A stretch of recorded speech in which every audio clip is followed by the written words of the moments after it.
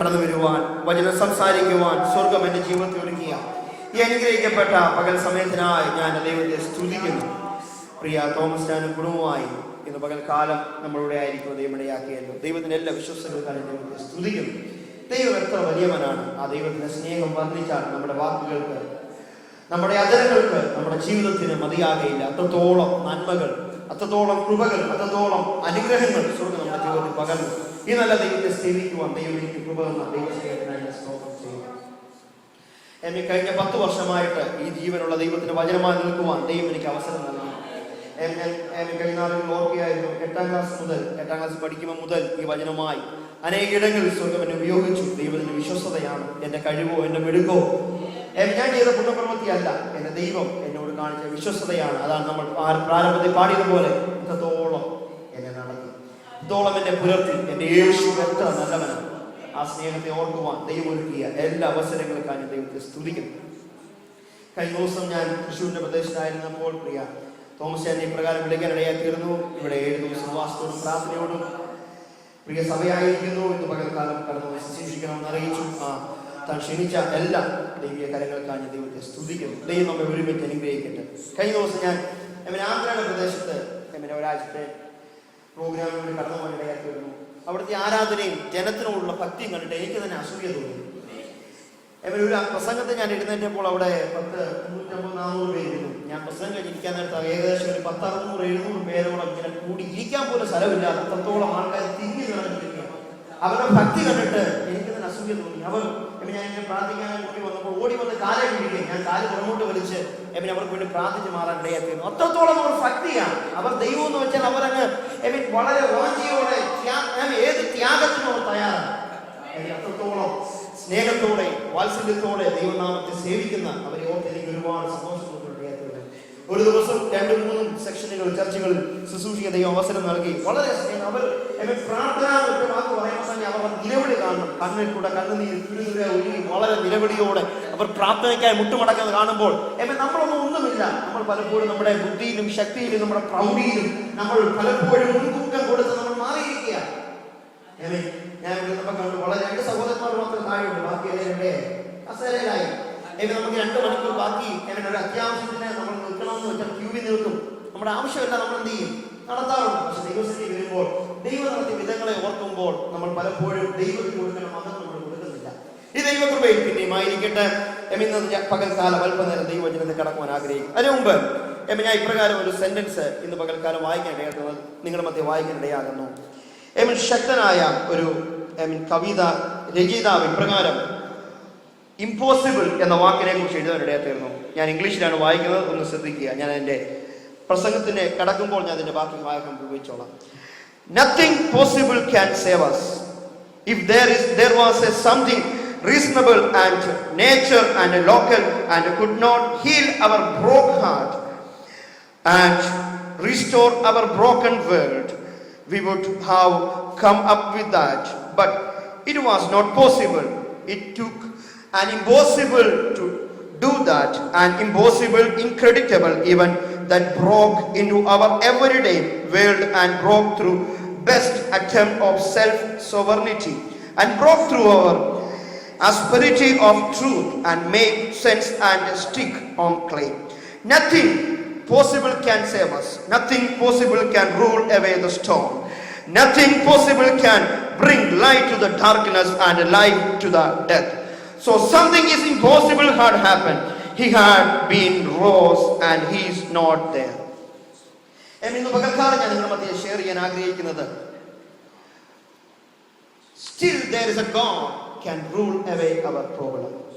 അവിടെ ഒരു ദൈവമുണ്ട് നമ്മുടെ പ്രശ്നങ്ങളെ ഉരുട്ടി മാറ്റുവാൻ കഴിവുള്ളത്. എത്ര പേർ സ്തോത്രം പറയാൻ തയ്യാറുണ്ട്?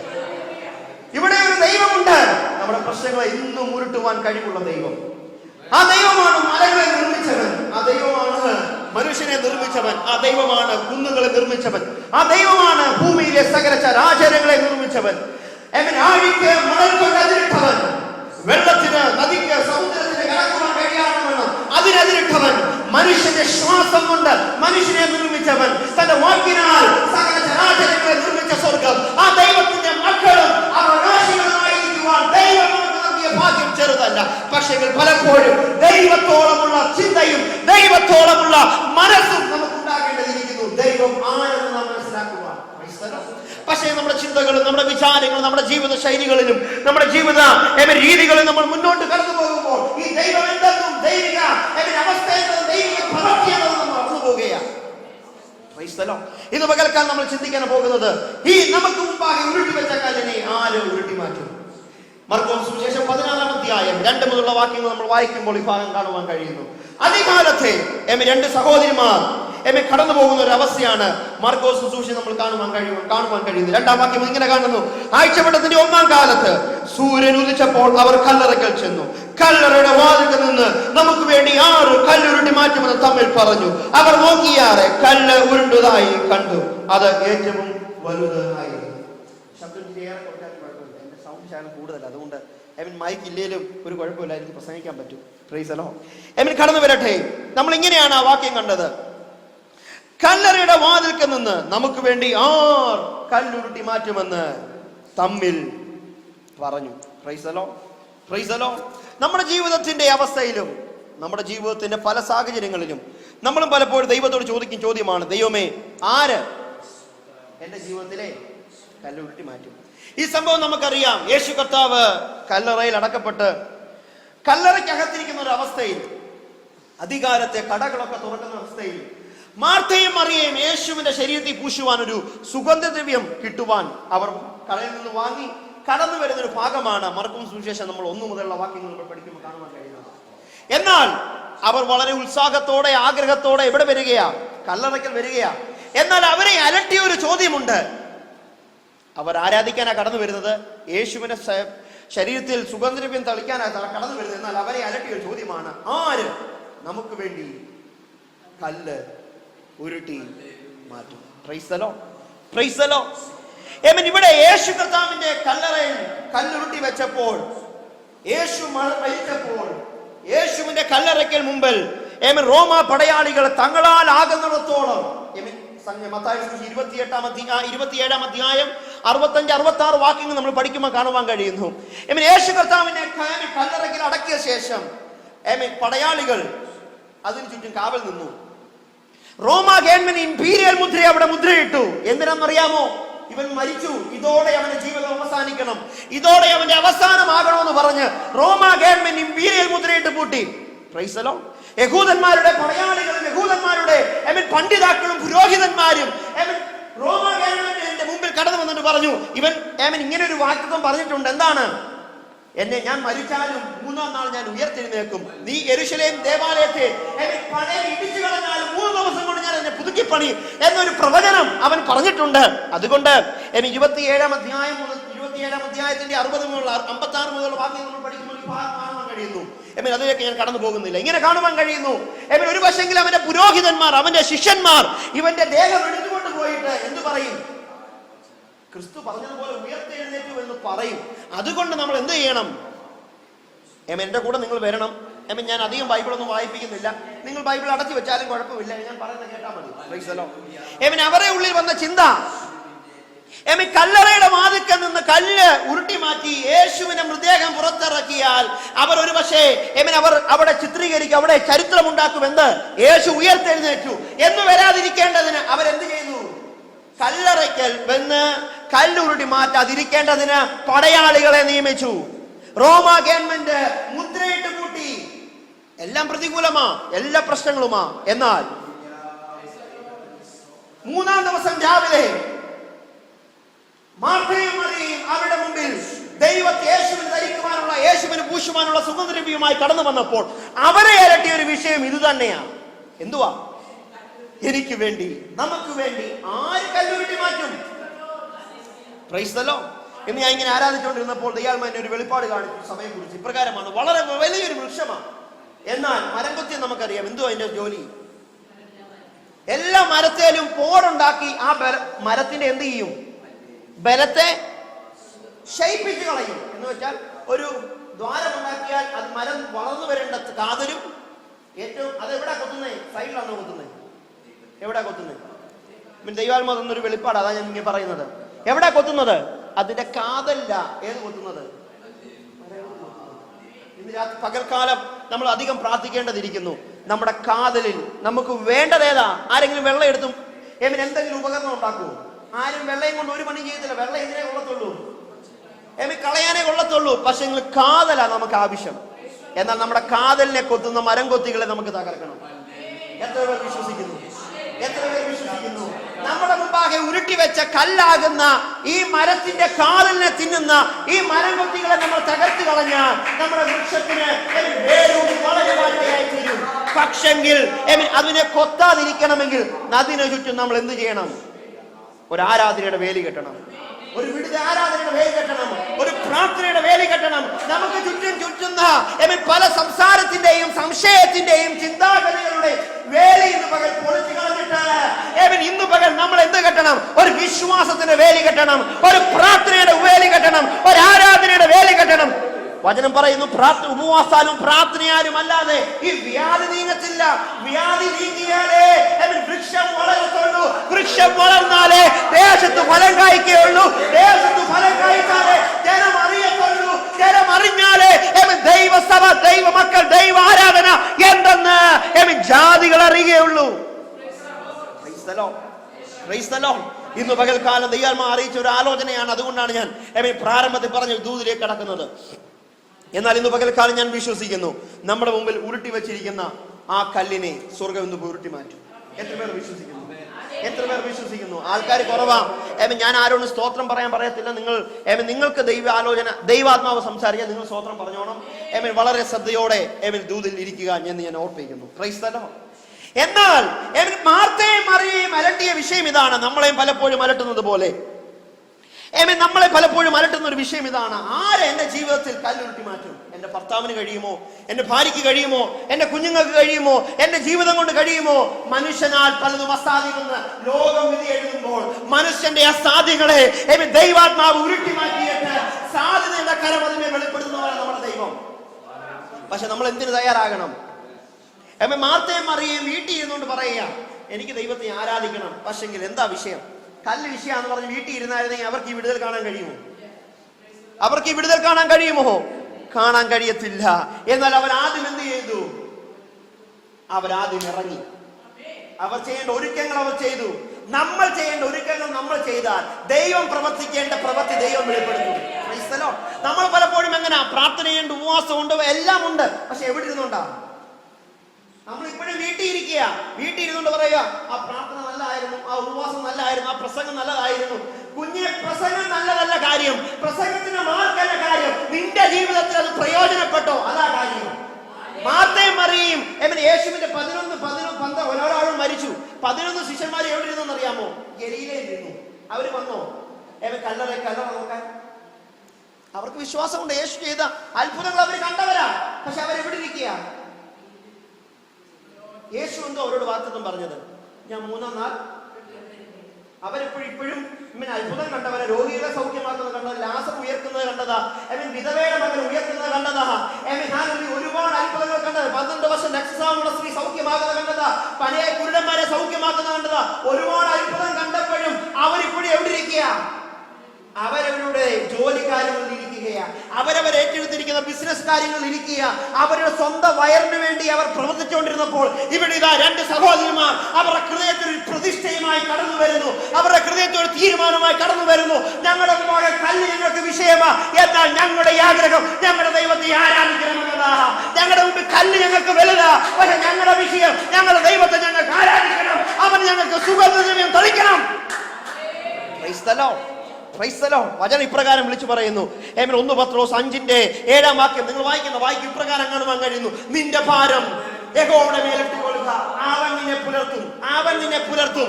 അപ്പോൾ ആ വാചകത്തിന്റെ വാക്തത്വം സങ്കീർത്തനത്തിൽ ഇതേ ഭാഗം തന്നെ പറയുന്നുണ്ട്. നിന്റെ ഭാരം യഹോവയുടെ മേലിട്ട് കൊടുക്കുക, അവൻ നിന്നെ പുലർത്തും. നീതിമാൻ കുടുങ്ങി പോകുവാൻ യഹോവയെ ഒരു നാളും സമ്മതിക്കയില്ല. ഇതാണ് വാക്തത്വം. ഇവർ ഈ വാക്തത്വം മുറുകലേക്കെടുത്തു. ഇവർ ഈ വാക്തത്വം അവരുടെ വിടുതലിന്റെ വാക്തത്വമായി ഏറ്റെടുത്തു. അവർ പറഞ്ഞു, ഞങ്ങൾക്ക് ഭാരമായി എന്തുവാ ഈ കല്ല്, ഞങ്ങൾക്ക് വിഷമമാ ഈ ഉരുട്ടി മാറ്റാൻ പറ്റാത്ത കല്ല്, ഞങ്ങൾക്ക് വിഷയമാണ് ഞങ്ങളുടെ മുമ്പിൽ നിൽക്കുന്ന ഈ വലിയ പർവ്വതം പോലുള്ള കല്ല്.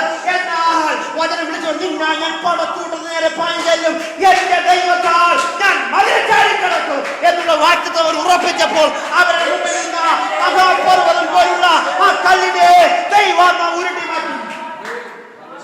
Price the Lord, praise the Lord. അവരെ അരട്ടുന്നത് പോലെ നമ്മളെയും പലപ്പോഴും അരട്ടുന്നുണ്ട്. എന്റെ ജീവിതത്തിൽ ഉയർന്നു വരുന്ന പ്രശ്നങ്ങൾ ആര് ഉരുട്ടി മാറ്റും? എന്റെ മക്കളുടെ ഭാവി ആര് ഉരുട്ടി മാറ്റും? എന്റെ ജീവിതത്തിൽ ഉണ്ടാകുന്ന എന്റെ വിഷയങ്ങൾക്ക്, എന്റെ കുടുംബ പ്രശ്നങ്ങൾക്ക് ആര് പരിഹാരം തരും? എന്റെ ജീവിതത്തിൽ രോഗത്തിന് ആര് സൗഖ്യം തരും? എന്റെ ജീവിതത്തിലെ ഞെരുക്കത്തിന് ആര് പ്രശ്നത്തിന് പരിഹാരം തരും? അവിടെ ദൈവമുണ്ടോ? ദൈവം എനിക്ക് വേണ്ടി പ്രവർത്തിക്കുമോ? ദൈവം എന്നെ മറന്നു കളഞ്ഞോ? ദൈവത്തിന് എന്നെ വേണ്ടായോ? ഒരുപാട് ചോദ്യങ്ങളുടെ മുമ്പിൽ നിൽക്കുന്ന ഒരു വലിയ ചോദ്യമാണ് ഒരു ജീവിതം എന്ന് പറയുന്നത്. ജീവിതങ്ങൾ കൊണ്ട് നിറയുന്ന, സംശയങ്ങൾ കൊണ്ട് നിറയുന്ന, പ്രശ്നങ്ങൾ കൊണ്ട് നിറയുന്ന, ആവലാതികൾ കൊണ്ട് നിറയുന്ന, രോഗം കൊണ്ട് നിറയുന്ന, കണ്ണുനീര് കൊണ്ട് നിറയുന്ന ഒരു വലിയ പ്രശ്നത്തിന്റെ ജീവിതത്തിന് നടുവിലും വിശ്വാസം എന്ന ഒരൊറ്റ കണിക നമ്മുടെ ഉള്ളിലുണ്ടെങ്കിൽ നമ്മുടെ പ്രശ്നങ്ങളെ നമ്മൾ ചവിട്ടി മെതിക്കും. അതാണ് യേശു കർത്താവ് തന്റെ ജീവിതത്തിൽ ഇങ്ങനെ വിളിച്ചു പറഞ്ഞു, നിങ്ങൾക്ക് കടുകുമണിയോളം വിശ്വാസമുണ്ടെങ്കിൽ ഈ മലയോട് ഇവിടെ നിന്ന് നീങ്ങി സമുദ്രത്തിൽ പോയി ചാടുവാൻ പറഞ്ഞാൽ അത് നിങ്ങളെ അനുസരിക്കും. പക്ഷെങ്കിൽ കടുകുമണിയോളം വിശ്വാസം. നമ്മൾ പലപ്പോഴും കടുകുമണി എത്രയുണ്ട്? നമ്മളൊരു ഏതൊരു കൂട്ടാനുണ്ടാ ഏതൊരു കറി ഉണ്ടാക്കണമെങ്കിലും ഒരു കടുകുമണി ഇട്ടിട്ട് നമ്മൾ നോക്കിക്കുവോ? ഒരല്പം കടുകുമണി 3 4 അല്ലെങ്കിൽ ഒരു കൈ കടുകുമണി ഇട്ടിട്ടാണ് നമ്മൾ നോക്കി നിൽക്കുന്നത്. അത് വീഴുമ്പോൾ എന്ത് ചെയ്യുമെന്ന് അറിയാമോ? എണ്ണയ്ക്കകത്ത് തിളച്ചു കിടക്കുന്ന എണ്ണയ്ക്കകത്ത് നമ്മൾ എന്ത് ചെയ്യും? എന്തുകൊണ്ടാണ് പൊട്ടുന്നതെന്ന് അറിയാമോ? സഹോദരിമാർ പലപ്പോഴും അടുക്കളയിലുണ്ട്, എന്നാൽ അവരത് ചിന്തിച്ച് കാണത്തില്ല. എന്തുകൊണ്ടാണ് പൊട്ടുന്നത് അറിയാമോ? കടുകുമണിക്കകത്ത് ഒരു അല്പം പോലും സ്പേസ് ഇല്ല. കടുകുമണിക്കകത്ത് സ്പേസ് ഇല്ല. അത് എണ്ണയ്ക്കകത്തോട് വീടുമ്പോൾ അതിനകത്തുള്ള തിങ്കായി നിൽക്കുന്ന ആ അവസ്ഥ വീർക്കാൻ തുടങ്ങും. വീർക്കുമ്പോൾ കടുകുമണി എന്ത് ചെയ്യും? അതായിരിക്കണം ഒരു ദൈവ പൈതൽ. അഭിഷേകവും ആരാധനയും ദൈവിക പ്രവൃത്തിയാകുന്ന എണ്ണയ്ക്കകത്തോട്ട് നാം ആകുന്ന കടുകുമണിയാകുന്ന വിശ്വാസം ഇടുമ്പോൾ നമ്മൾ പൊട്ടിയില്ലെങ്കിൽ നമുക്ക് പ്രശ്നമുണ്ട്. നമ്മൾ പൊട്ടിയില്ലെങ്കിൽ നമ്മുടെ വിശ്വാസം ശരിയല്ല. ഞാൻ ഇപ്രകാരം ഒരു കഥ ഓർക്കുന്ന ഒരു അമ്മച്ചി, ഒരു ദൈവദാസൻ ഇങ്ങനെ അമ്മച്ചിയുടെ വീടിന്റെ തൊട്ട് മുമ്പിൽ ഒരു വലിയ പർവ്വതം നിൽക്കുക. വലിയ പർവ്വതം, മലയോരങ്ങളുള്ള സ്ഥലമില്ല. അമ്മച്ചി ഇങ്ങനെ എല്ലാ ദിവസവും എഴുന്നേറ്റ് കഥ ഉറക്കുമ്പോൾ ആദ്യം കാണുന്ന ഈ പർവ്വതമാണ്. അമ്മച്ചിയുടെ ഉള്ളിൽ വളരെ വേദന. അമ്മച്ചി എപ്പോഴാ ഒരു പാസ്റ്റർ പ്രസംഗം ഓർത്തത്, നിങ്ങൾക്ക് കടുകുമണിയോളം വിശ്വാസം ഉണ്ടെങ്കിൽ മല ഇവിടെ നീങ്ങി എവിടെ പോയി ചാടും? അമ്മച്ചി രാവിലെ കഥ ഉറക്കുന്നതിന് മുമ്പ് ഇങ്ങനെ പറഞ്ഞു, യേശുവിന്റെ നാമത്തിൽ ആ മല നീങ്ങട്ടെ, നീങ്ങുന്നതിനായി സ്തോത്രം.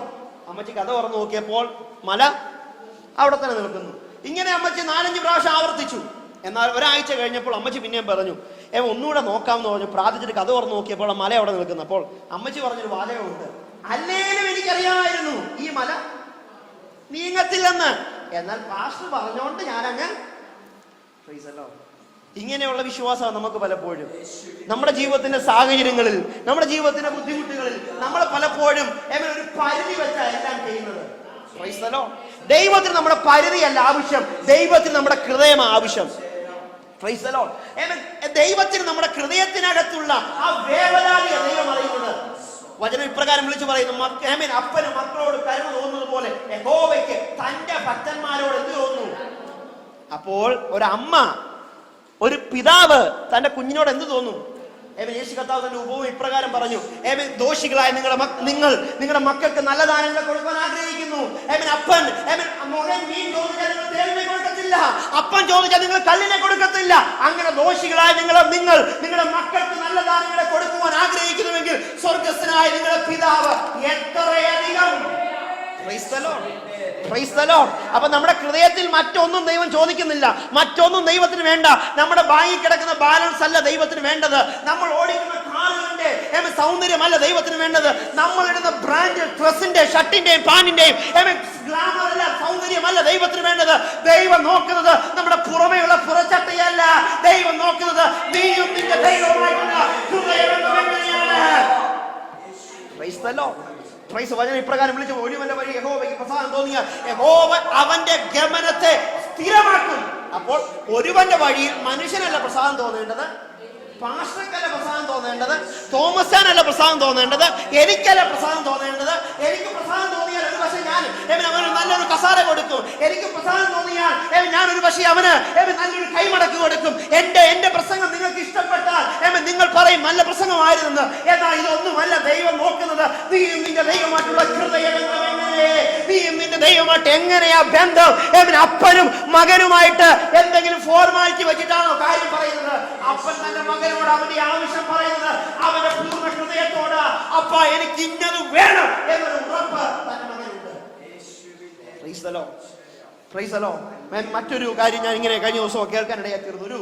ഒരു ചെറുപ്പക്കാരൻ, ഒരു 10-15 വയസ്സുള്ളൊരു കുഞ്ഞ്, തന്റെ ബർത്ത്ഡേയാ നാളെ പകൽക്കാലം. നാളെ തന്റെ ബർത്ത്ഡേയാ. താൻ ഇങ്ങനെ ഒരു TV ചാനൽ ഇങ്ങനെ കണ്ടിങ്ങനെ കേട്ടോണ്ടിങ്ങനെ ഇരുന്നപ്പോൾ തന്റെ മനസ്സിൽ പെട്ടെന്നൊരു ചിന്ത വന്നു. പഴയ കാലത്തെ വിശ്വാസത്തിന് വേണ്ടി നിൽക്കുന്ന പാസ്റ്റർമാരും ദൈവമക്കളും വിശ്വാസികളും പ്രാർത്ഥിക്കുന്ന പോലെ തനിക്ക് നാളെ രാവിലെ ഒരു സൈക്കിൾ വേണം. താനിങ്ങനെ ദൈവത്തോട് പ്രാർത്ഥിച്ചു, ദൈവമേ നാളെ രാവിലെ ഒരു 6:30 ആകുമ്പോൾ നിന്റെ ഹിതമാണ്, എനിക്കെന്ത് വേണം? ഒരു സൈക്കിൾ തരണേ. താനിങ്ങനെ പ്രാർത്ഥിച്ചു. നാളെ അടുത്ത ദിവസം രാവിലെ 6:30 ആയപ്പോൾ താൻ കഥ നോക്കി, സൈക്കിൾ കാണുന്നില്ല.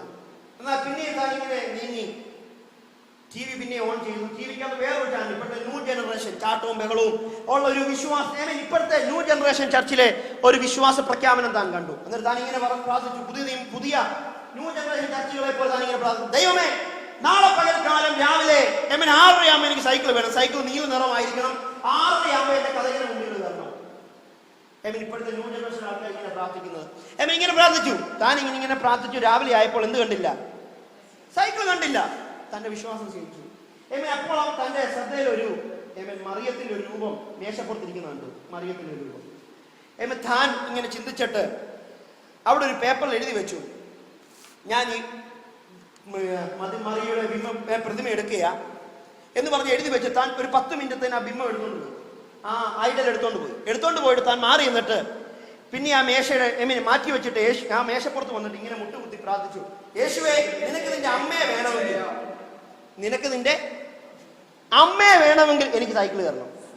അല്ലേ നാളെ നിനക്ക് മനസ്സിലായോ? നമ്മുടെ ഓരോരുത്തരും പ്രാർത്ഥന എന്തുവാ?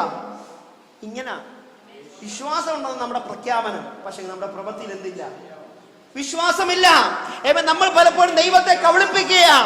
ആരാധനയും കയ്യടിയും പ്രാർത്ഥനയും അന്യഭാഷയും ഉപവാസവും ഇതൊന്നുമല്ല ദൈവത്തിന് പ്രസാദം. ദൈവത്തിന്റെ ആത്മാവ് എന്തോ സങ്കീർത്തനക്കാരൻ പറയുന്നറിയാമോ? തകർന്നു നുറുകിയുമുള്ള ഹൃദയത്തെ ദൈവമേ നീ പ്രസാദിക്കും. നമ്മുടെ ഹൃദയത്തിനകത്തുള്ള തകർച്ചയാ ദൈവം നോക്കുന്നത്. നമ്മുടെ ഹൃദയത്തിനകത്തുള്ള നുറുക്കമാ ദൈവം നോക്കുന്നത്. മാർത്തയും മറിയും എന്തുവാ ചെയ്യുന്നത്? തന്റെ 11 ശിഷ്യന്മാരും വളരെ സമർത്ഥന്മാരാ, വളരെ പ്രസംഗിക്കുന്നവരാ, വളരെ ബലശാലികളാ. എന്നാൽ അവർക്കൊന്നും ഇത് കാണാൻ കഴിഞ്ഞില്ല. അവർ പേടിച്ച് ഇനിയും എന്തോ ചെയ്യുമെന്ന് പറഞ്ഞ് അവർ പേടിച്ച് ഒളിച്ചിരുന്നപ്പോൾ ഇതാ സമൃദ്ധിയോടെ, സന്തോഷത്തോടെ, പൂർണ്ണ ധൈര്യത്തോടെ, പൂർണ്ണ വിശ്വാസത്തോടെ 2 സഹോദരിമാർ ഇതാ പുറത്തു വരുന്നു. അവരുടെ ആഗ്രഹം, ഞങ്ങൾക്ക് യേശുവിന്റെ ശരീരത്തിൽ സുഗന്ധദ്രവ്യം തളിക്കണം. അവരെ ഒരുപാട് വിഷയങ്ങൾ അലട്ടി. അവരെ അലട്ടിയ ഒരു വിഷയമാണ്, ആര് ഞങ്ങൾക്ക് വേണ്ടി കല്ല്? ആര് എന്റെ വിഷയത്തിന്മേൽ ഇത് പ്രവർത്തിക്കും? ആരെന്റെ ജീവിതത്തിൽ വ്യത്യാസം വരും? ഈ ഒരു ചിന്തയുമായിട്ട് ഈ 2 സഹോദരിമാർ മുന്നോട്ട് കാഴ്ചപ്പാടുകൾ വെച്ചപ്പോ മത്തായി സുവിശേഷം 28-ാം അധ്യായത്തിന്റെ 2-ാം വാക്യം വായിക്കും. ഇപ്രകാരം കാണുവാൻ കഴിയുന്നു. മത്തായി 28:2. പെട്ടെന്ന് വലിയൊരു ഭൂകമ്പം ഉണ്ടായി. കർത്താവിന്റെ ദൂതൻ സ്വർഗ്ഗത്തിൽ നിന്നിറങ്ങി കല്ല് ഉരുട്ടി മാറ്റി അതിന്റെ മേലിരുന്നു. എന്തോ അവരെ അലട്ടിയ വിഷയം? നമുക്ക് വേണ്ടി ആരാ കല്ലുരുട്ടുന്നത്? പലപ്പോഴും നമ്മളെ നോക്കി ആൾക്കാർ നിന്ദിക്കുന്നതാ. നീ ബെന്തിക്കോസിൽ പോയിട്ട് എന്തുവാ പ്രയോജനം? ആരാധിച്ചിട്ട് എന്തുവാ പ്രയോജനം? പ്രാർത്ഥിച്ചിട്ട് എന്തുവാ പ്രയോജനം? ഒരുപാട് ചോദ്യങ്ങൾ നമുക്ക് ഉത്തരം കൊടുക്കാതെ നമ്മളെ ഉത്തരം മുട്ടിക്കുമ്പോൾ മറ്റൊന്നും നമ്മൾ ചെയ്യണ്ട. നമ്മുടെ ഹൃദയത്തിന് തീരുമാനമെടുക്കട്ടെ. എന്റെ ദൈവത്തിന് ഞാൻ പ്രസാദിപ്പിക്കാൻ, ആരാധിക്കുവാൻ, അവന് മഹത്വം കൊടുക്കുവാനാണ് ഞാൻ കടന്നു പോകുന്നത്. എന്റെ വിഷയമല്ല എന്റെ പ്രശ്നം. എന്നെ അലട്ടുന്നത് എന്റെ വിഷയമല്ല. എന്നെ അലട്ടുന്നത് ദൈവനാമത്തിന്റെ മഹത്വമാണ്. 45-ാം അധ്യായം 2-ാം വാക്യം വായിക്കും. പ്രകാരം കാണുവാൻ കഴിഞ്ഞാൽ നിനക്ക് മുമ്പായി പുറപ്പെട്ട് ഇരുമ്പോളാങ്ങൾ തകർത്ത് താമര കഥകളെ ഉടച്ച് ഞാൻ നിന്റെ വലം കൈ പിടിച്ചിരിക്കുന്നു എന്ന് സൈന്യങ്ങളുടെ യഹോവയുടെ അരുളപ്പാട്. അപ്പൊ നമ്മുടെ ബലമല്ല നമുക്ക് വേണ്ടി വാതിൽ തുറക്കുന്നത്. നമ്മുടെ ബലമല്ല, നമ്മുടെ ആരോഗ്യമല്ല നമുക്ക് വേണ്ടി ദൈവം പ്രവർത്തിക്കുന്നത്. സകല മഹത്വവും ദൈവത്തിന് മാത്രം, സകല പുകഴ്ചയും ദൈവത്തിന് മാത്രം. നാം എന്തെങ്കിലും ആയിട്ടുണ്ടെങ്കിൽ യഹോവ നമ്മളോട് മനസ്സലിഞ്ഞത് കൊണ്ട്, അവന് നമ്മളോട് മനസ്സലിഞ്ഞത് കൊണ്ട് നമ്മൾ ദൈവത്തെ മഹത്വപ്പെടുത്തുന്നത്. നമ്മുടെ ജീവിതത്തിൽ നമ്മൾ ജീവനോടായിരിക്കുന്നത് ദൈവപ്രവർത്തനപ്പെട്ടത് കൊണ്ടാണ്. ഇന്നലെ ഞാൻ ടി വിയിൽ ഇപ്രകാരം ഒരു വാർത്ത കണ്ടു. കൊല്ലത്തുനിന്ന് പിതാവ് ഹോസ്പിറ്റലിൽ അഡ്മിറ്റ് ആണെന്ന് പറഞ്ഞ് അമ്മയും മോനും മരുമോനും കൂടെ കാറെ വളരെ സന്തോഷത്തോടെ പിതാവിനെ കണ്ട് ആശ്വസിപ്പിക്കാനായി കടന്നുപോയവരാ. എന്നാൽ എറണാകുളത്തിനടുത്ത് വെച്ച് അവരെ ഒരു ഗ്യാസ് കൊണ്ടുവന്ന വണ്ടി കൂട്ടിയിടിച്ച് അവർ 3 പേരും മരിച്ചു. അവരുടെ പ്രതീക്ഷ അപ്പനെ കണ്ടെന്ന് ശുശ്രൂഷിക്കാനാണ് കടന്നുപോയത്. എന്നാൽ അവർക്ക് അവരുടെ ലക്ഷ്യസ്ഥാനത്ത് എത്താൻ കഴിഞ്ഞില്ല. അവരുടെ ലക്ഷ്യം അപ്പനെ കണ്ട് ആശ്വസിപ്പിക്കാൻ അത് കഴിഞ്ഞില്ല. ഇന്നലെ രാത്രി പകൽ വെളുത്തപ്പോൾ പന്തളം ജംഗ്ഷനിൽ 2 അപകടങ്ങൾ നടന്നു. 2 പേര് മരിക്കപ്പെട്ടു. 2 പേര് ലോകത്തിൽ നിന്ന് അന്യപ്പെട്ടു പോയി. ഒരുപാട് പേർ നമ്മുടെ ചുറ്റും മക്കളെ വളരെ പ്രതീക്ഷയോടെ ആഗ്രഹത്തോടെ വളർത്തുന്നു. എന്നാൽ അവർക്ക് അതിന്റെ സഫലം, അതിന്റെ പൂർത്തീകരണം കാണുവാൻ കഴിയാതെ, അവരെ ലക്ഷ്യസ്ഥാനത്ത് എത്തിക്കുവാൻ കഴിയാതെ പലരും ദുഃഖഭവനങ്ങളായി, ഇരുണ്ടടയപ്പെട്ട, പ്രതീക്ഷ നഷ്ടപ്പെട്ട, ആഗ്രഹങ്ങൾക്ക് ശബനമുണ്ടായ ഒരു കുടുംബങ്ങളായി മാറ്റപ്പെട്ടപ്പോൾ യഹോവയെ സേവിച്ചത് കൊണ്ട്, യഹോവയെ ആരാധിച്ചത് കൊണ്ട് നമ്മുടെ തലയിൽ രോമം പോലും, നമ്മുടെ തലയിൽ മുടി പോലും പൊഴിയാതെ നമ്മെ അവൻ വിശ്വസ്തയോടെ പരിപാലിക്കുന്നു. അവന്റെ വിശ്വസ്തത എത്ര വലുതാണ്! അതാണ് പാട്ടുകാരൻ ഇങ്ങനെ പാടിയത്. നന്മയല്ലാതൊന്നും ചെയ്തിടാത്തവൻ തിന്മയാകെ മായിക്കുന്നവൻ, പാപമെല്ലാം ക്ഷമിക്കുന്നവൻ, പുതുജീവൻ എന്നിൽ പകരുന്നവൻ, പാപമെല്ലാം ക്ഷമിക്കുന്നവൻ, പുതുജീവൻ എന്നിൽ പകരുന്നവൻ, യേശു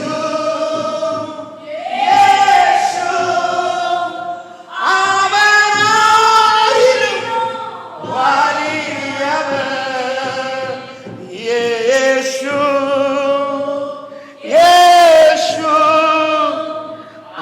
അവനാരിൽ മതിയായവൻ, അവനാരിൽ മതിയായവൻ. മാർത്തയും മറിയയും അലട്ടിയ ചോദ്യം ഇതാണ്: ആര് കല്ലുരുട്ടി മാറ്റും? എന്നാൽ അവരുടെ ജീവിതത്തിന്റെ പല മേഖലകളിൽ യേശു ചെയ്ത അത്ഭുതങ്ങൾ അവർ കണ്ടവരാണ്. പക്ഷേ അവർക്ക് പ്രതീക്ഷിക്കാത്ത ഒരു അത്ഭുതം ഇതാ ഇവിടെ നടക്കുന്നു. അവർ പോകുന്നത്, അവരുടെ വിശ്വാസം എന്തുവായിരുന്നു അറിയാമോ? യേശു രോഗികളെ സൗഖ്യമാക്കിയവനാണ്, നല്ലൊരു അധ്യാപകനാണ്, നല്ലൊരു ശിഷ്യന്മാരെ ഗണിക്കുവാൻ കൂട്ടിക്കൊണ്ടുവന്ന് നടക്കുന്ന ഒരു നല്ലൊരു ഡിസൈപ്പിൾ, നല്ലൊരു ട്രെയിനറാണ്, നല്ലൊരു ലീഡറാ. ഒരുപാട് ഗുണങ്ങൾ അവർ പറയുന്നുണ്ട്. പക്ഷേ അവര് എന്തിനാ പോകുന്നത്? അവർ ജീവനുള്ള യേശുവിനെ കാണാനാണ് പോകുന്നത്. അവർ പോകുന്നത് എന്ത് കഴിയാനാണ്? എല്ലാരും ഇവിടെ തന്നെ ഉണ്ടല്ലോ. അവരെന്തിനാ പോയത്? യേശുവിന്റെ, എങ്ങനെയുള്ള യേശുവിന്റെ? മരിച്ചു കിടക്കുന്ന യേശുവിന്റെ. അവർ പോയത്, അവരുടെ വിഷയം എന്തുവാ? യേശുവിനെ ഉയർപ്പിക്കണമെന്നോ ഒന്നുമല്ല. അവരുടെ വിഷയം എങ്ങനെയും, യഹൂദന്മാരുടെ നിയമമുണ്ട്. 3 ദിവസം ആത്മാവ് ഇങ്ങനെ കറങ്ങി നടക്കും, 4-ാം ദിവസം ആത്മാവ് എടുക്കപ്പെടത്തുള്ളൂ. അതാണ് ലാസറിന്റെ കല്ലറയ്ക്കൽ യേശു 4-ാം ദിവസം കടന്നു വന്നപ്പോൾ മറിയ ഇങ്ങനെ പറഞ്ഞത്: ഗുരുവേ, ഇനി അവൻ എഴുന്നേറ്റ്, ഇനി നീ വന്നിട്ട് കാര്യമില്ല. അപ്പൊ യേശു പറഞ്ഞു, ഇല്ല, അവൻ ഉയർക്കും.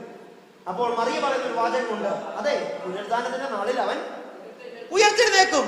എന്നാൽ യഹൂദന്മാരുടെ ചിന്ത ഇതാണ്: 3 ദിവസം വരെ ഒരാൾ എഴുന്നേറ്റാൽ വലിയ അത്ഭുതമല്ല. 3 ദിവസം വരെ ആത്മാവ് ചുറ്റി നടക്കുന്നതുകൊണ്ട് എപ്പോഴും ആത്മാവ് ആർക്ക് വേണമെങ്കിൽ തിരിച്ചു വരുത്തി ഉണർത്താം, അല്ലെ എഴുന്നേൽപ്പിക്കാം. മാർത്തയും മറിയയും മറ്റൊന്നും, യേശുവിന്റെ അമ്മ മറിയയും മാർത്തയും മറ്റൊന്നും അവരെ അലട്ടിയില്ല. അവരെ അലട്ടിയ ചിന്ത ഇതാണ്: കല്ല് ഉരുട്ടി മാറ്റണം, യേശുവിന് സുഗന്ധദ്രവ്യം തളിക്കണം, മടങ്ങി വരണം. ഇത് മാത്രം അവരെ അലട്ടിയത്. അവർക്ക് മറ്റൊന്നും അവർ ചിന്തിച്ചില്ല. അവർക്ക് അത്രത്തോളം അറിവില്ല. എന്നാൽ മത്തായി 28-ാം അധ്യായം 2-ാം വാക്യം വായിക്കുമ്പോൾ നമ്മൾ ഇങ്ങനെ കണ്ടത്: അവർ ചെല്ലുന്നതിന് മുമ്പാകെ പെട്ടെന്നൊരു ഭൂകമ്പം ഉണ്ടായി. കർത്താവിന്റെ ദൂതൻ സ്വർഗത്തിൽ നിന്ന് ഇറങ്ങി. എന്തോ അവരെ അലട്ടിയ വിഷയം? ആര്? അപ്പൊ നമ്മളെ നോക്കി ആൾക്കാർ ചോദിക്കുന്ന കാര്യമാണ്: ഇനി ആരാ നിന്നെ സഹായിക്കാനുള്ളത്? ആരാ നിനക്ക് വിടുവിക്കാൻ, വിടുതൽ തരാനുള്ളത്? ആരാ നിന്റെ മക്കളുടെ കാര്യം നോക്കാനുള്ളത്? ദൈവമേ, യഹോവയെ അന്വേഷിക്കുന്നവർക്ക്, യഹോവയെ അന്വേഷിക്കുന്നവർക്ക് ഒരു നന്മയ്ക്കും കുറവില്ല. Price the Lord. ഞാൻ അതിനൊരു എക്സാമ്പിൾ ആണ്. Price the Lord. പല സ്ഥാനത്ത് ദൈവം എന്നെ മാനിച്ചിട്ടുണ്ട്. ഇംഗ്ലീഷിൽ പ്രസംഗിക്കാൻ വളരെ ബുദ്ധിമുട്ട്, ഇംഗ്ലീഷിൽ സംസാരിക്കാൻ പോലും വളരെ ബുദ്ധിമുട്ടുള്ള ഞാൻ കഴിഞ്ഞ ഈ ഒരു മാസത്തിന് മുമ്പും ഒരു കൺവെൻഷൻ ഇംഗ്ലീഷിൽ പ്രസംഗിക്കാൻ തയ്യാറായിരുന്നു. ദൈവം എന്നെ മാനിക്കുന്നതാ. നിന്ദിച്ചവരുടെ നടുവിൽ, ദുഃഖിപ്പിച്ചവരുടെ നടുവിൽ ദൈവം എന്നെ തല ഉയർത്തി. എന്റെ പേര് പൊക്കാനല്ല, എന്നെ ദൈവം എന്നെ സ്നേഹിക്കുന്നുവെന്ന് ലോകം അറിയാനില്ല. നമ്മൾ എന്തെങ്കിലും ആയിട്ടുണ്ടെങ്കിൽ അത് നമ്മുടെ പേര് പൊങ്ങാനല്ല. ഞാൻ ആരാണെന്ന് എന്നെ കുറിച്ച് ആ രണ്ടുപേര് സാക്ഷ്യം പറയാനല്ല. ഞാൻ എന്തെങ്കിലും ആയിട്ടുണ്ടെങ്കിൽ ആ പൗലോസ് പറയുന്നത് കൃപയാൽ, കൃപയാൽ അവൻ നമ്മളോട് കാണിച്ച ദയയാൽ, അവൻ നമ്മെ സ്നേഹിച്ച വിധത്താൽ, അവൻ നമ്മെ കരുതിയ പരിപാലനത്താൽ നാം എന്തെങ്കിലും എത്തിയിട്ടുണ്ടെങ്കിൽ അത് ദൈവത്തിന്റെ കൃപയാലാണ്. Price the Lord. മടങ്ങി വരട്ടെ. മാർത്തയും മറിയയും അവർ ചെല്ലുന്നതിന് മുമ്പാകെ സ്വർഗ്ഗത്തിലെ ദൂതൻ ഇറങ്ങി. അവരുടെ വിഷയം ആര് കല്ലുരുട്ടി മാറ്റുമെന്ന? Praise the Lord. നമ്മുടെ വിഷയം ആര് നമ്മെ സഹായിക്കുമെന്ന? എന്നാൽ നീ ചെല്ലുന്നതിന് മുമ്പാകെ, നീ പോകുന്നതിന് മുമ്പാകെ, നീ വിഷയവുമായി സമീപിക്കുന്നതിന് മുമ്പാകെ, നീ നിന്റെ വിഷയത്തെ കാണുന്നതിന് മുമ്പാകെ, നീ നിന്റെ പ്രശ്നത്തിൽ കാലെടുത്ത് വെക്കുന്നതിന് മുമ്പാകെ, നീ നിന്റെ വിഷയത്തിന്മേൽ പ്രശ്നത്തിന് മുമ്പാകെ ഞെരുങ്ങി ഞെരുങ്ങി കാൽ മുന്നോട്ട് വെക്കുന്നതിന് മുമ്പാകെ നിനക്ക് വേണ്ടി ഇറങ്ങുന്ന ഒരു സ്വർഗമുണ്ട്. നിനക്ക് വേണ്ടി പ്രവർത്തിക്കുന്ന ഒരു സ്വർഗമുണ്ട്. നിന്റെ വിഷയത്തിന് മേൽ അത്ഭുതം ചെയ്യുന്ന ഒരു സ്വർഗമുണ്ട്. അതാണ് യെശയ്യാവ് വിളിച്ചു പറയുന്നത്, ഞാൻ ഞാൻ ഞാൻ നിനക്ക് മുമ്പായി പുറപ്പെടും. ഞാൻ നിനക്ക് വേണ്ടി ഇരുമ്പോടാമലെ ഉടയ്ക്കും. ഞാൻ നിനക്ക് വേണ്ടി താമര കഥകളെ തുറക്കും. ഞാൻ ഞാൻ നിന്റെ വലങ്കരത്തിന് പിടിച്ചിരിക്കുന്നു. നമ്മൾ ചിന്തിക്കുന്ന മുമ്പാകെ നമ്മുടെ വിഷയത്തെ ആർക്കറിയാം? ലോകസ്ഥാപനത്തിന് മുമ്പാകെ നമ്മെ അവനാൽ വിളിച്ചു വേർതിരിച്ച ദൈവം നാം ഇവിടെ ആരാധിക്കുമെന്നും നാം ആരാകുമെന്നും നാം എങ്ങനെ നിൽക്കുമെന്നും നമ്മെ കുറിച്ച് അപ്പൻ ചിന്തിക്കുന്നതിനേക്കാൾ, അമ്മ ചിന്തിക്കുന്നതിനേക്കാൾ, നമ്മുടെ ഭാര്യ ചിന്തിക്കുന്നതിനേക്കാൾ, നമ്മുടെ ഭർത്താവ് ചിന്തിക്കുന്നതിനേക്കാൾ നമ്മെ കുറിച്ച് ഒരു വിചാരമുള്ള ദൈവത്തെയാണ് നാം ആരാധിക്കുന്നത്. ആ ദൈവത്തെ ആരാധിക്കുന്നതിൽ എനിക്ക് അഭിമാനമുണ്ട്. ആ ദൈവത്തെ പ്രസംഗിക്കുന്നതിൽ എനിക്ക് അഭിമാനമുണ്ട്. കാരണം എന്നെ അറിയുന്ന, എന്നെ നടത്തുന്ന, എന്നെ പുലർത്തുന്ന, എന്റെ ആവശ്യങ്ങൾ അറിയുന്ന ഒരു ദൈവത്തെ ഞാൻ സേവിക്കുന്നത്.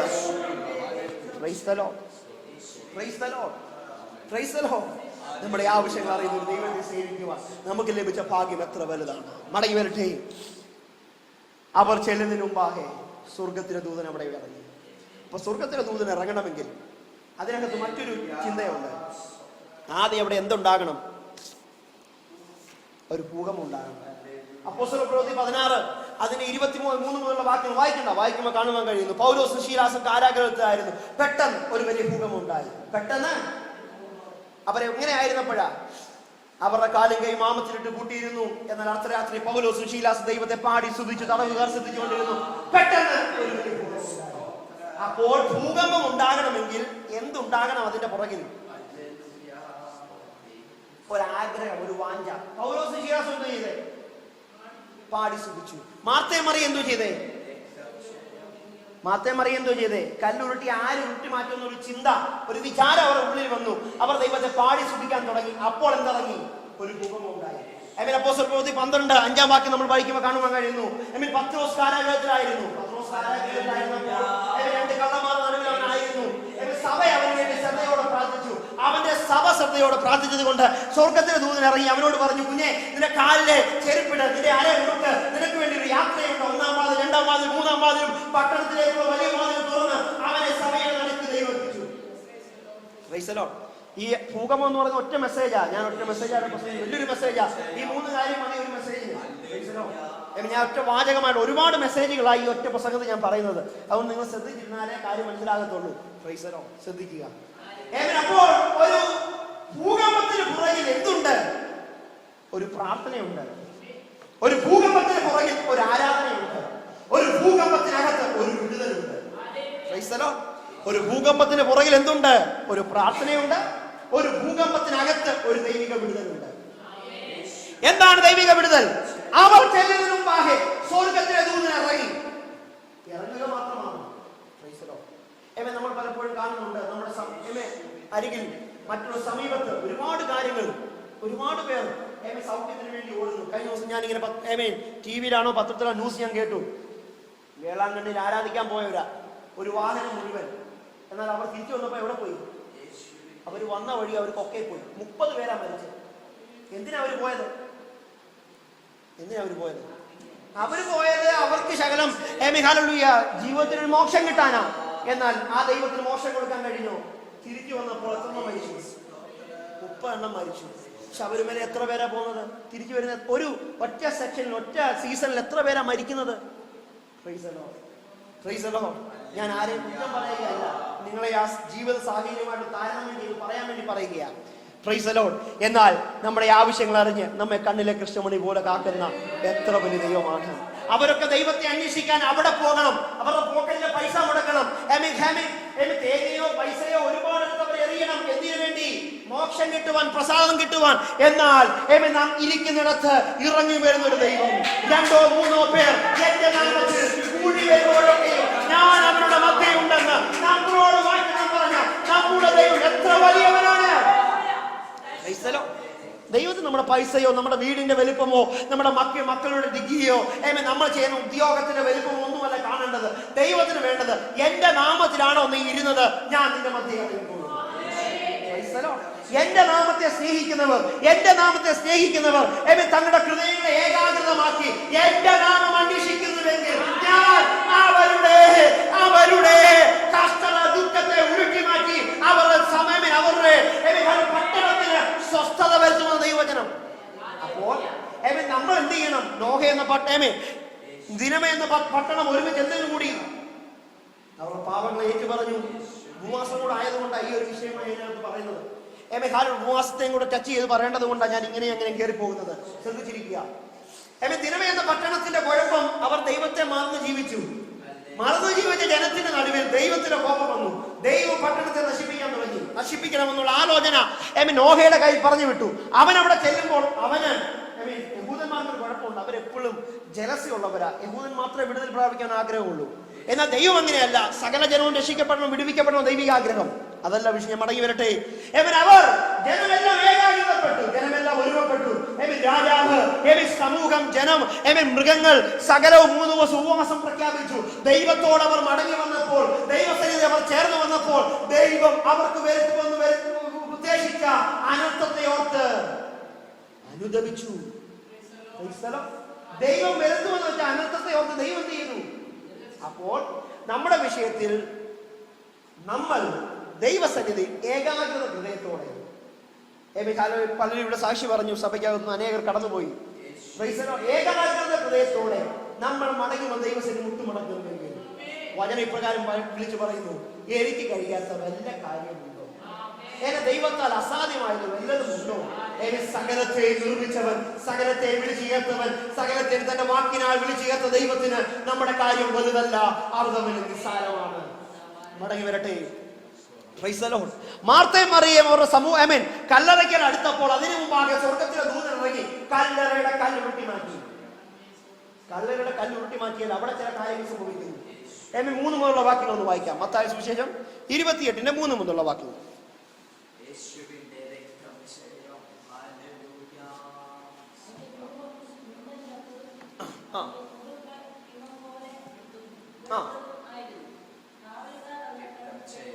ശ്രദ്ധിക്കണമേ, പ്രാർത്ഥിക്കുന്നവന് ഒരു ഭൂകമ്പം എന്തുവാ? ഒരു വിടുതല. മത്തായി 28:3-4 വാക്യങ്ങളാണ് വായിക്കുന്നത്. പേടിക്കുന്ന വിശ്വസിക്കുന്നവർക്ക് ദൈവിക പ്രവൃത്തിയാണ് എന്ത്? ഭൂകമ്പം. ദൈവിക പ്രവൃത്തിയാണ് വിശ്വസിക്കുന്നവർക്ക് ഭൂകമ്പം. അത് തന്നെയാ പൗലോസും ശീലാസും കാരാഗ്രഹത്തിലായിരുന്നപ്പോൾ അവർക്ക് ഭൂകമ്പം എന്തുവായി? ഒരു വിടുതലിന് കാരണമായി. എന്നാൽ കാരാഗ്രഹ പ്രമാണി അവന്റെ വാൾ ഊരി തന്നെത്താൻ കുത്താൻ തുടങ്ങി. എന്തിന്? ഭൂകമ്പം. ദൈവത്തെ സ്നേഹിക്കാത്തവർക്ക് എന്തുവാ? ഭയമാ. ദൈവത്തെ സ്നേഹിക്കാത്തവർക്ക് ഭയമാ ഭൂകമ്പം. അതുകൊണ്ടാ പള്ളിപ്രമാണി സ്വന്തം വാൾ ഊരി കുത്താൻ തുടങ്ങിയത്. അതുകൊണ്ടാ യേശുവിന്റെ കല്ലറയ്ക്കൽ കാവൽ നിന്ന പടയാളികൾ കണ്ടിട്ട് എങ്ങനെയായി? മരിച്ചവരെ പോലെയായി. കഴിഞ്ഞ ദിവസം ഞാൻ ഇപ്രകാരം ഒരു ഓറീസയിൽ ഭൂകമ്പം നടന്നല്ലോ. ഭൂകമ്പം നടന്നപ്പോൾ ആ ദിവസം ഞായറാഴ്ചയായിരുന്നു. ഞായറാഴ്ച പകൽ ആരാധന ഇങ്ങനെ നടന്നുകൊണ്ടിരുന്നപ്പോഴാണ് എന്തുണ്ടായത്? ഭൂകമ്പം ഉണ്ടായത്. എന്നാൽ വലിയൊരു സഭ വളരെ ശക്തമായി ആരാധിച്ച് ഇങ്ങനെ അവർ ആരാധിച്ച് നല്ല ഒരു ദൈവ സാന്നിധ്യം അനുഭവിച്ചുകൊണ്ടിരുന്നപ്പോഴാണ് ഭൂകമ്പം ഉണ്ടായത്. അവർ ഇരുന്നിടമൊക്കെ ഇങ്ങനെ ഇരുന്ന് അനങ്ങാൻ തുടങ്ങി. അപ്പോൾ പലരും എഴുന്നേറ്റ് പോകാൻ തുടങ്ങിയ പാസ്റ്റർ പറഞ്ഞു, നിങ്ങൾ പേടിക്കേണ്ട, നിങ്ങൾക്കുള്ള സകലത്തെ സംരക്ഷിക്കുവാൻ ദൈവം വിശ്വസ്തനാണ്. അവർ ഒരുമിച്ച് വിശ്വസ്തയോടെ വിശ്വാസത്തോടെ അവർ ആരാധിക്കാൻ തുടങ്ങി. അവർ ആരാധിച്ചു. അവർ തിരിച്ചു വന്ന് അവർ ആരാധന ഇങ്ങനെ സ്ഥലമൊക്കെ അനങ്ങിയെങ്കിലും അവർ ആലയത്തിൽ ഒരു കുഴപ്പം ഉണ്ടായില്ല. എന്നാൽ അവർ പുറത്തിറങ്ങി നോക്കിയപ്പോൾ ഭൂമി ഇതാ കിടുകിടാ കീറിയിരിക്കുന്നു. പട്ടണങ്ങൾ 8ഉം 10ഉം നിലയുള്ള കെട്ടിടങ്ങൾ ഇതാ ഭൂമിക്കടിയിൽ പോയിരിക്കുന്നു. എന്നാൽ അവരെയും അവരുടെ ഭവനങ്ങളെയും ദൈവം പരിപാലിച്ചു. ഇത് ഞാൻ പറഞ്ഞ കഥയല്ലേ, ഞാൻ കേട്ട കഥയാ, അതാ ഞാൻ പറയുന്നത്. ദൈവവൈതലേ, ദൈവത്തെ അന്വേഷിക്കുന്നവർക്ക് ഭൂകമ്പം ഒരു വിടുതലാണ്. അവന് സംരക്ഷണമാണ്, അവന് പ്രൊട്ടക്ഷനാണ്, അവന് പരിപാലനമാണ്. എന്നാൽ ദൈവത്തെ സ്നേഹിക്കാത്തവർക്ക്, ദൈവമെന്നൊന്നും അറിയാത്തവർക്ക് ഭൂകമ്പം ഒരു വിറയലാണ്. അത് തന്നെയാ യേശുവിന്റെ കല്ലറയ്ക്കലും സംഭവിച്ചത്. അവർ ദൈവദൂതന്റെ ശബ്ദം കേട്ടിട്ട് ദൈവദൂതൻ ഇറങ്ങുന്നത് കണ്ട് ഭൂകമ്പം കണ്ടപ്പോൾ അവർ മരിച്ചവരെ പോലെയായി. എന്നാൽ പ്രാർത്ഥനയോടെ വിശ്വാസത്തോടെ കടന്നു വന്ന മാർത്തയ്ക്കും മറിയയ്ക്കും ഭൂകമ്പം ഒരു വിടുതലിന് കാരണമായി. മരിച്ചവരെയും ജീവനുള്ളവരെ ഒരുപോലെ ന്യായം വിധിക്കുവാൻ കഴിവുള്ള നസ്രയനായ യേശു കല്ലറയ്ക്കകത്ത് ഒതുങ്ങുമെന്ന് റോമാ ഗവൺമെന്റ് വിചാരിച്ചു.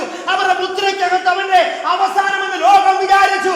എന്നാൽ മുദ്രകളെ പൊട്ടിച്ച് കാരാഗ്രഹത്തെ ഭേദിച്ച് കല്ലറകളെ തുറന്ന് പുറത്തു വന്ന ഒരു യേശു എന്റെ നായകനാണ്.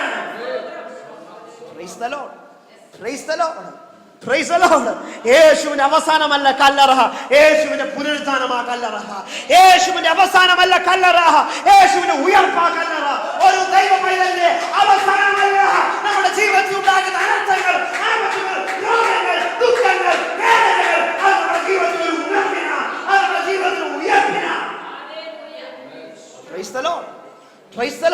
അത് ലോകത്തിന് പലപ്പോഴും അവസാനമാണ്. കടഭാരമാണ് എത്ര പേര് ആത്മഹത്യ ചെയ്യുന്നത്, രോഗം വന്ന് എത്ര പേരെ ഇല്ലാതാക്കുന്നത്, എത്ര വർഷം കട്ടിൽ കിടക്കുന്നത് എത്രയോ ജനം നമ്മുടെ ചുറ്റുമുണ്ട്. എന്നാൽ രോഗമില്ലാഞ്ഞിട്ടാണോ നാം സൂയിസൈഡ് ചെയ്യാത്തത്? പ്രശ്നമില്ലാഞ്ഞിട്ടാണോ നമ്മൾ സൂയിസൈഡ് ചെയ്യാൻ ആത്മഹത്യ ചെയ്യാത്തത്? കടഭാരമില്ലാഞ്ഞിട്ടാണോ നമ്മൾ ആത്മഹത്യ ചെയ്യാത്തത്? എന്നാൽ ഇവയൊക്കെ കവിയുന്ന ഒരു ദൈവിക സമാധാനം നമ്മുടെ ഹൃദയത്തിലുള്ളത് കൊണ്ടാണ്. നമ്മെ അലട്ടുന്ന പ്രശ്നങ്ങളല്ല നമ്മുടെ വിഷയം, നമ്മുടെ വിഷയങ്ങളുടെ മേലെ ഇറങ്ങുന്ന ദൈവമാണ് നമ്മുടെ വിഷയം. നമുക്ക് പ്രശ്നമില്ലാഞ്ഞിട്ടല്ല, രോഗമില്ലാഞ്ഞിട്ടല്ല, എന്നാൽ ഇവയൊക്കെ കവിയുന്ന ഒരു ദൈവിക കൃപ നമ്മുടെ ഉള്ളിലുണ്ട്. അതാണ് വചനം വിളിച്ചു പറയുന്നത്, നാം ചോദിക്കുന്നതിനും നാം നിனைക്കുന്നതിനും അത്യന്തം പരമായി ചെയ്യുവാൻ നമ്മുടെ ഉള്ളിൽ പകർന്നിരിക്കുന്ന, നമ്മിൽ വ്യാപരിക്കുന്ന ശക്തിയാൽ കഴിയും. മാർത്തയും മറിയയും ചോദിച്ചത് കല്ലുരുണ്ട് മാറാനാണ്. പൗലോസും ശീലാസും ഉദ്ദേശിച്ചത് അവർക്കൊരു വിടുതലിനാണ്. പത്രോസ് വിചാരിച്ചത് അവനൊരു വിടുതലിന് വേണ്ടിയാ. എന്നാൽ അവർ ചോദിച്ചതിനും അവർ നിലച്ചതിനും അത്യന്തം പരമായി. അവർ ഹന്നയുടെ കഥ നമുക്കറിയാം. ഹന്നയും പെനീനയും എൽക്കാനയും 3 പേർ ഒരു വീട്ടിലുണ്ടായിരുന്നു. നമുക്കറിയാം. ശമൂവേൽ 1-ാം അധ്യായം പഠിക്കുമ്പോൾ കാണുവാൻ കഴിയും. എല്ലാവർക്കും അറിയാവുന്ന സംഭവമായിട്ട് ഞാൻ പറഞ്ഞു പോകട്ടെ. എന്നാൽ ഹന്നയെ അലട്ടിയ വിഷയം എന്തുവാ? അവക്ക് മക്കളില്ല. 1-ാം അധ്യായത്തിൽ അവൾ ദൈവസേന 1-ാം അധ്യായം പഠിക്കുമ്പോൾ കാണുവാൻ കഴിയുന്നു. അവൾ ദൈവസേനയിൽ ചെന്നു. ഏലി പ്രവാചകൻ അവളെ നോക്കിക്കൊണ്ട് പറഞ്ഞു, നീ എന്തുവാ ഒരു കള്ളു കുടിച്ച് മദ്യയായ സ്ത്രീയെ പോലെ ഇങ്ങനെ നിലവിളിക്കുന്നത്? അവൾ പറഞ്ഞു, യജമാനെ മദ്യ പിടിച്ചിട്ടല്ല, ഞാൻ മനോവസരമുള്ള ഒരു സ്ത്രീ എന്ന് പറഞ്ഞ് അവൾ നിലവിളിച്ചു. എന്നാൽ അവളുടെ നിലവിളി കേട്ടിട്ട് ഏലി പ്രവാചകൻ ഇങ്ങനൊരു വാക്യത അവളോട് പറഞ്ഞു. എന്തുവാണെന്നറിയാമോ? നീ അടുത്ത വർഷം ദൈവാലയത്തിൽ വരുമ്പോൾ നിന്റെ കയ്യിൽ ഒരു വിടുതലുണ്ടാകും. അവൾ എന്തിനാ പ്രാർത്ഥിച്ചത്? അവിടെ ഹൃദയത്തിലെ വേദന ആര് മാറ്റി? എന്നാൽ അവളെടുത്ത തീരുമാനം എനിക്ക് ഒരുപാട് സന്തോഷമായി. അവൾ പറഞ്ഞു, യജമാനെ, ദൈവം അടുത്ത വർഷം എനിക്കൊരു തലമുറ തന്നാൽ ആ ദൈവത്തിന്റെ നാമത്തിൽ ഞാൻ സമർപ്പിച്ചു. നമ്മൾ പലപ്പോഴും ദൈവത്തിന് സമർപ്പിക്കുന്നത് മുടന്നുള്ളതിനെയും കുരുളുള്ളതിനെയും നടക്കാൻ വയ്യാത്തതിനെയും പലതിനെയും. എന്നാൽ ഇത് ഹന്ന കാണിച്ചു നോക്കിയേ. ഏറ്റവും വലിയ ഉദാഹരണമാണ് ഹന്ന. അവർക്ക് ഉള്ളതിൽ ഏറ്റവും ശ്രേഷ്ഠം അവർ ദൈവത്തിന് സമർപ്പിച്ചു. 2-3 അധ്യായം നമ്മൾ പഠിക്കുമ്പോൾ കാണുവാൻ കഴിയുന്നു. പുത്ര സമ്പന്നയോ ക്ഷയിച്ചു പോകുന്നു, എന്നാൽ മറ്റ് 7 പ്രസവിക്കുന്നു.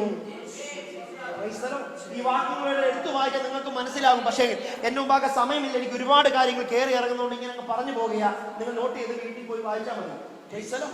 പുത്രസമ്പന്നയായ എൽക്കാന ഒരുപാട് അഹങ്കരിക്കുക. എന്തോ അവൾ അഹങ്കരിക്കുന്നത്?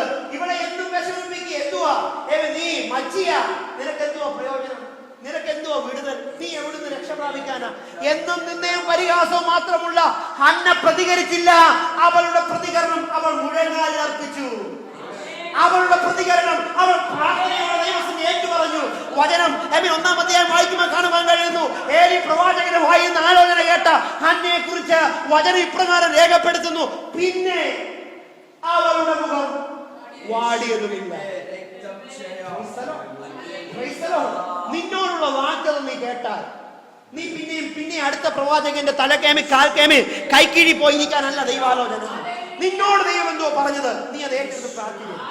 നീ 4 പേരുടെ കാര്യം അടുത്തു പോകാതെ കേട്ടതെന്തുവാന്ന് ഉറക്ക്, കേട്ടതിൽ വിശ്വസിക്ക്, കേട്ടതിൽ വേണ്ടി നിൽക്ക്. ഹന്ന 4 പേരുടെ അടുത്ത് പോയില്ല, ഹന്ന കേട്ടതിൽ വിശ്വസിച്ചു. അതവർക്ക് ദൈവം നീതിയായി കണക്കിട്ടു. അടുത്ത വർഷം അവൾ വന്നത് ഒരു പുത്രസമ്പന്നയുമായിട്ടാണ്, പുത്രനുമായിട്ടാണ്. അവന്റെ പേര് ശമൂവേൽ എന്നാണ്. അവനാൽ ജനം അനുഗ്രഹിക്കപ്പെട്ടു. അവൾ ചോദിച്ചത് ദൈവനാമത്തിൽ ഒരു മഹത്വം മാത്രമാണ്. എന്നാൽ 2-3 അധ്യായം പഠിക്കുമ്പോൾ കാണുവാൻ കഴിയുന്നു, പുത്രസമ്പന്ന ആയവൾ ക്ഷയിച്ചു പോകുന്നു. എന്നാൽ മച്ചയെന്ന് വിളിച്ചവൾ പുത്രസമ്പന്നയായി. മച്ച 7 പ്രസവിക്കുന്നു. അങ്ങനെയാണ് ആ വാചകം എഴുതിയിരിക്കുന്നത്. നമ്മുടെ ദൈവത്തിൽ വലിയ ഫലമാണ് നാം ചോദിക്കുന്നത്. നിനക്ക് നിന്നെ അത്യന്തം ഫലമായി ചെയ്യുന്ന ഒരു ദൈവത്തെ നമ്മൾ സേവിക്കുന്നത്. Praise the Lord, praise the Lord. ഇങ്ങനെ കാണുവാൻ കഴിയുന്നു നമ്മുടെ ജീവിതത്തിൽ. അത് തന്നെ മാർത്തയും മറിയയും ചെയ്തത്. കല്ലറയുടെ കല്ല് ഉരുട്ടി മാറ്റി. അത് മാത്രമല്ല, അവർ തളിക്കാമെന്ന് മരിച്ച യേശുവിനെയാണ്. എന്നാൽ അവർ കണ്ടത്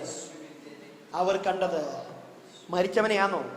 അവർ കണ്ടത്, ഹേ മരണമേ നിന്റെ ജയമെവിടെ, ഹേ പാതാളമേ നിന്റെ വിഷമുള്ളവരെ എന്ന് ചോദിച്ചുകൊണ്ട് മരണത്തെയും പാതാളത്തെയും ജയിച്ച് ഉയർത്തെഴുന്നേറ്റ ഒരു യേശുവിനെ അവർ കണ്ടത്. നമ്മൾ നമ്മുടെ വിഷയങ്ങളെ സമീപിക്കുന്നത് എങ്ങനെയാ? മരിച്ചതായിട്ടാ. എന്നാൽ ഇന്ന് പകൽക്കാലം നീ വിശ്വസിക്കുന്നുവെങ്കിൽ നിന്റെ വിഷയത്തിന് മുമ്പാകെ ചെല്ലുന്ന ഒരു ദൈവ സാന്നിധ്യമുണ്ട്. നിന്റെ പ്രശ്നത്തിന് മുമ്പാകെ ചെല്ലുന്ന ഒരു ദൈവ സാന്നിധ്യമുണ്ട്. നീ ചെല്ലുന്നതിന് മുമ്പാകെ നിനക്ക് വേണ്ടി കതവ് തുറക്കുന്ന, വാതിൽ തുറക്കുന്ന ഒരു ദൈവ സാന്നിധ്യമുണ്ട്. വെളിപ്പാട് പുസ്തകം 1:18 ഇപ്രകാരം വിളിച്ചു പറയുന്നു: ഞാൻ മരിച്ചവനായിരുന്നു, എന്നാൽ മരണത്തിന്റെയും പാതാളത്തിന്റെയും താക്കോൽ ഇതാ എന്റെ കൈവശം ഇരിക്കുന്നു. മരണാധികാരിയായിരുന്ന പിശാചിനെ തന്റെ മരണത്താൽ അവൻ കാൽ കീഴാക്കി.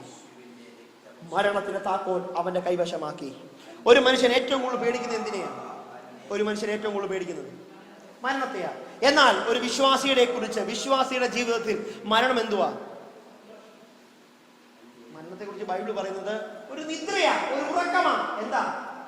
ഉറങ്ങുന്ന ഒരു വ്യക്തി. ഇപ്പോൾ ബാബുചാൻ രാത്രി തോമസ് ചാൻ രാത്രി ഉറങ്ങാൻ പോകുകയാണ്. ഉറങ്ങാൻ പോകുമ്പോ അമ്മാമ്മയോട് എന്താ പറയും? ഓക്കെ, ഗുഡ് നൈറ്റ്, നമുക്ക് എപ്പോ കാണാം? നാളെ രാവിലെ കാണാം എന്നല്ലേ പറയുന്നത്. ഒരു ദൈവത്തിൽ വിശ്വസിക്കുന്ന, വചനപ്രകാരം ജീവിക്കുന്ന ഒരു വ്യക്തിക്ക് മരണം എന്തുവാ? നമ്മളൊരു ഗുഡ് നൈറ്റ് പറയുന്ന, ഉറങ്ങുന്ന ഒരു ഉറക്കം മാത്രമാണ്. അതാണ് ഒരു ദൈവവൈദ്യന്റെ ഭവനത്തിൽ മരണം നടക്കുമ്പോൾ അധികം നിലവിളിയോ പ്രശ്നമൊന്നും ഇല്ലാത്തത്. എന്താ കാരണം? അവര് പറയുന്നു, നീ പോയി വിശ്രമിച്ചു കൊടുക്കുക. ദാനിയേലിനോട് പറയുന്ന പോലെ, ദാനിയേലെ നീ പോയി വിശ്രമിച്ചു കൊടുക്കുക, കാലാവസാനത്തേക്ക് നിന്റെ ഓഹരിക്കാതെ എഴുന്നേറ്റ് വരും. അപ്പോൾ നമുക്ക് ദൈവത്തിൽ വിശ്വസിക്കുന്ന ഒരു വ്യക്തിക്ക് മരണം എന്ന് പറയുന്ന ഒരു ഉറക്കം മാത്രമാണ്. ഞാൻ കഴിഞ്ഞ ദിവസം ഒരിടത്ത് ഇങ്ങനെ ഈ ഒരു മെസ്സേജ് തയ്യാറാക്കിയായിരുന്നു. എന്താണെന്ന് അറിയാമോ? മരണം തകർക്കപ്പെട്ട ശത്രു. എന്നാൽ മരണത്തെ കുറിച്ച് അധികം വിശാലമായി ഒരു മെസ്സേജിന്റെ ടോപ്പിക് അതായത് കൊണ്ട് ഞാൻ വിശാലമായ ഒരു കാര്യത്തെ കുറിച്ച് ഡീൽ ചെയ്തു. മരണം ജയിച്ചുവെങ്കിൽ എന്തുകൊണ്ട് ഹാർട്ട് അറ്റാക്ക് ഉണ്ടാകുന്നു? മരണം ജയിച്ചുവെങ്കിൽ എന്തുകൊണ്ട് അപകടം ഉണ്ടാകുന്നു? മരണം ജയിച്ചുവെങ്കിൽ എന്തുകൊണ്ട് ഇപ്പോഴും മോർച്ചറികൾ നിവർന്നു കിടക്കുന്നു?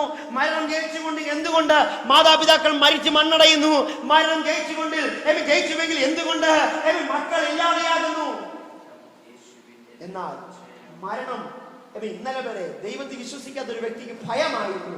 എന്നാൽ യേശുവിനെ സ്വന്തം രക്ഷിതാവായി സ്വീകരിച്ച ഒരു വ്യക്തിക്ക് മരണം ഒരു ഉറക്കമാണ്. മരിച്ചവനൊരു പ്രതീക്ഷയുണ്ട്. ഞാൻ മരിച്ച് മണ്ണോട് ചേർന്നാലും പുനരുദ്ധാനത്തിന്റെ നാളിൽ കണ്ണിമയ്ക്കുന്നതിനിടയിൽ കർത്താവിൽ നിദ്ര കൊണ്ടവർ മുന്നേ ഉയർത്തെഴുന്നേൽക്കും. പിന്നെ ജീവനോട് ശേഷിക്കുന്ന അവരോട് കൂടെ കർത്താവിനെ എതിരേൽപ്പം മേഘങ്ങളിൽ എടുക്കപ്പെടും. പിന്നെ നാം കർത്താവിനോട് കൂടെ ആയിരിക്കും. അപ്പൊ മരണം എന്ന് പറയുന്നത് ജീവിച്ച ഒരു വിശ്വാസിക്ക്, ജീവിതമുള്ള ഒരു ക്രിസ്ത്യാനിക്ക്, യേശു രക്ഷിതാവായി സ്വീകരിച്ച ഒരു വ്യക്തിക്ക് അവന്റെ അവസാനമല്ല, അവന് ഉറക്കമാണ്.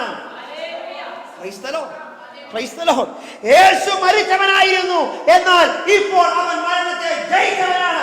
അവൻ ജയിച്ചവനായതുകൊണ്ട് അതാണ് പാട്ടുകാരൻ ഇങ്ങനെ പറയുന്നത്: കൊല്ലുന്ന മരണത്തിൻ ഘോരതരാം വിഷപ്പല്ലു തകർന്നതാകയാൽ, കൊല്ലുന്ന മരണത്തിൻ ഘോരതരാം വിഷപ്പല്ലു ഭയമില്ല മൃത്യു വീരെ നമ്മൾ വെല്ലും.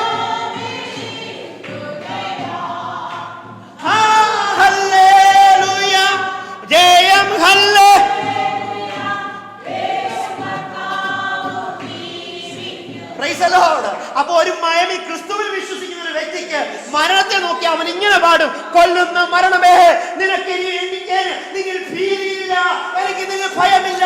കൊല്ലുന്ന മരണത്തിൽ വിഷപ്പലിനെ തകർത്ത ക്രിസ്തു എന്റെ കൂടെ ഉള്ളതിനാൽ, എനിക്ക് മരണത്തെ ജയിച്ചവൻ എന്റെ പക്ഷമുള്ളതിനാൽ എനിക്ക് മരണത്തിലെ പേര് മരണത്തിന്റെ പല്ലിനെ തകർത്ത ക്രിസ്തുവിനെയാണ്. Praise the Lord, praise the Lord, praise the Lord. അപ്പൊ മാർത്തയും മറിയും ഇപ്പൊ എവിടം വരെയായി? കല്ലറയ്ക്കലായി. യേശുവിനെ കണ്ടോ? ഞാൻ പറഞ്ഞു നിങ്ങൾ എന്റെ കൂടെ വരണം. ഞാനൊരു ഒന്നിച്ച് പറഞ്ഞു ജീവിത സാഹചര്യവും ബൈബിളുമായിട്ട് താരതമ്യം ചെയ്ത് പോകുക. അതുകൊണ്ടാണ് ഞാൻ ബൈബിൾ പോലും വായിപ്പിക്കാത്തത്. ബൈബിൾ വായിപ്പിച്ചാൽ കുഴപ്പമൊന്നും അറിയാമോ? ഞാനിങ്ങനെ 100 വരെ നിങ്ങളെ പിടിച്ചോണ്ട് വന്നിട്ട് ബൈബിൾ വായിക്കും, നിങ്ങൾ പിന്നെ 0-ആവും. ഞാൻ പറയാം 1-ാം വാക്യം വായിക്കാൻ പറയുമ്പോൾ നിങ്ങൾ 10-ാം വാക്യം വരെ വായിച്ചിട്ട് കണ്ണു പൊക്കത്തുള്ളൂ. അതുകൂടെ പറഞ്ഞ് ബൈബിൾ അറിഞ്ഞു വെച്ചാലും കുഴപ്പമില്ല, എന്നെ ശ്രദ്ധിച്ചാൽ മതിയെന്ന്. Price the Lord. മടങ്ങി വരട്ടെ. അപ്പോൾ യേശുവിനെ അവർ തളിക്കുവാൻ സുഗന്ധദ്രവ്യമായി വന്നു. അവർ തളിക്കുന്ന സുഗന്ധദ്രവ്യം ആർക്കുള്ളതാ? മരിച്ച യേശുവിനാണ്. എന്നാൽ അവർ നോക്കിയപ്പോൾ എന്തുവാ കണ്ടത്? ഉയർത്തെഴുന്നേറ്റ് നിൽക്കുന്ന ഒരു യേശു. അവർ യേശുവിനോട് പറയുന്ന ഒരു വാചകമുണ്ട്, എനിക്ക് ഒരുപാട് ഇഷ്ടപ്പെട്ടതാണ്. യജമാനേ, നസ്രേനെ യേശു ഈ കല്ലറയ്ക്കൽ ഉണ്ടായിരുന്നു. നീ അവനെ കണ്ടെങ്കിൽ, നീ അവനെ എടുത്തെങ്കിൽ എന്ത് ചെയ്യുക? ഞങ്ങൾക്ക് മടക്കിത്താ, ഞങ്ങൾ സുഗന്ധദ്രവ്യം തടിച്ച്. അതാണ് ഇപ്പോൾ ജാതികൾ ചെയ്യുന്നത്, സമുദായക്കാർ ചെയ്യുന്നത്.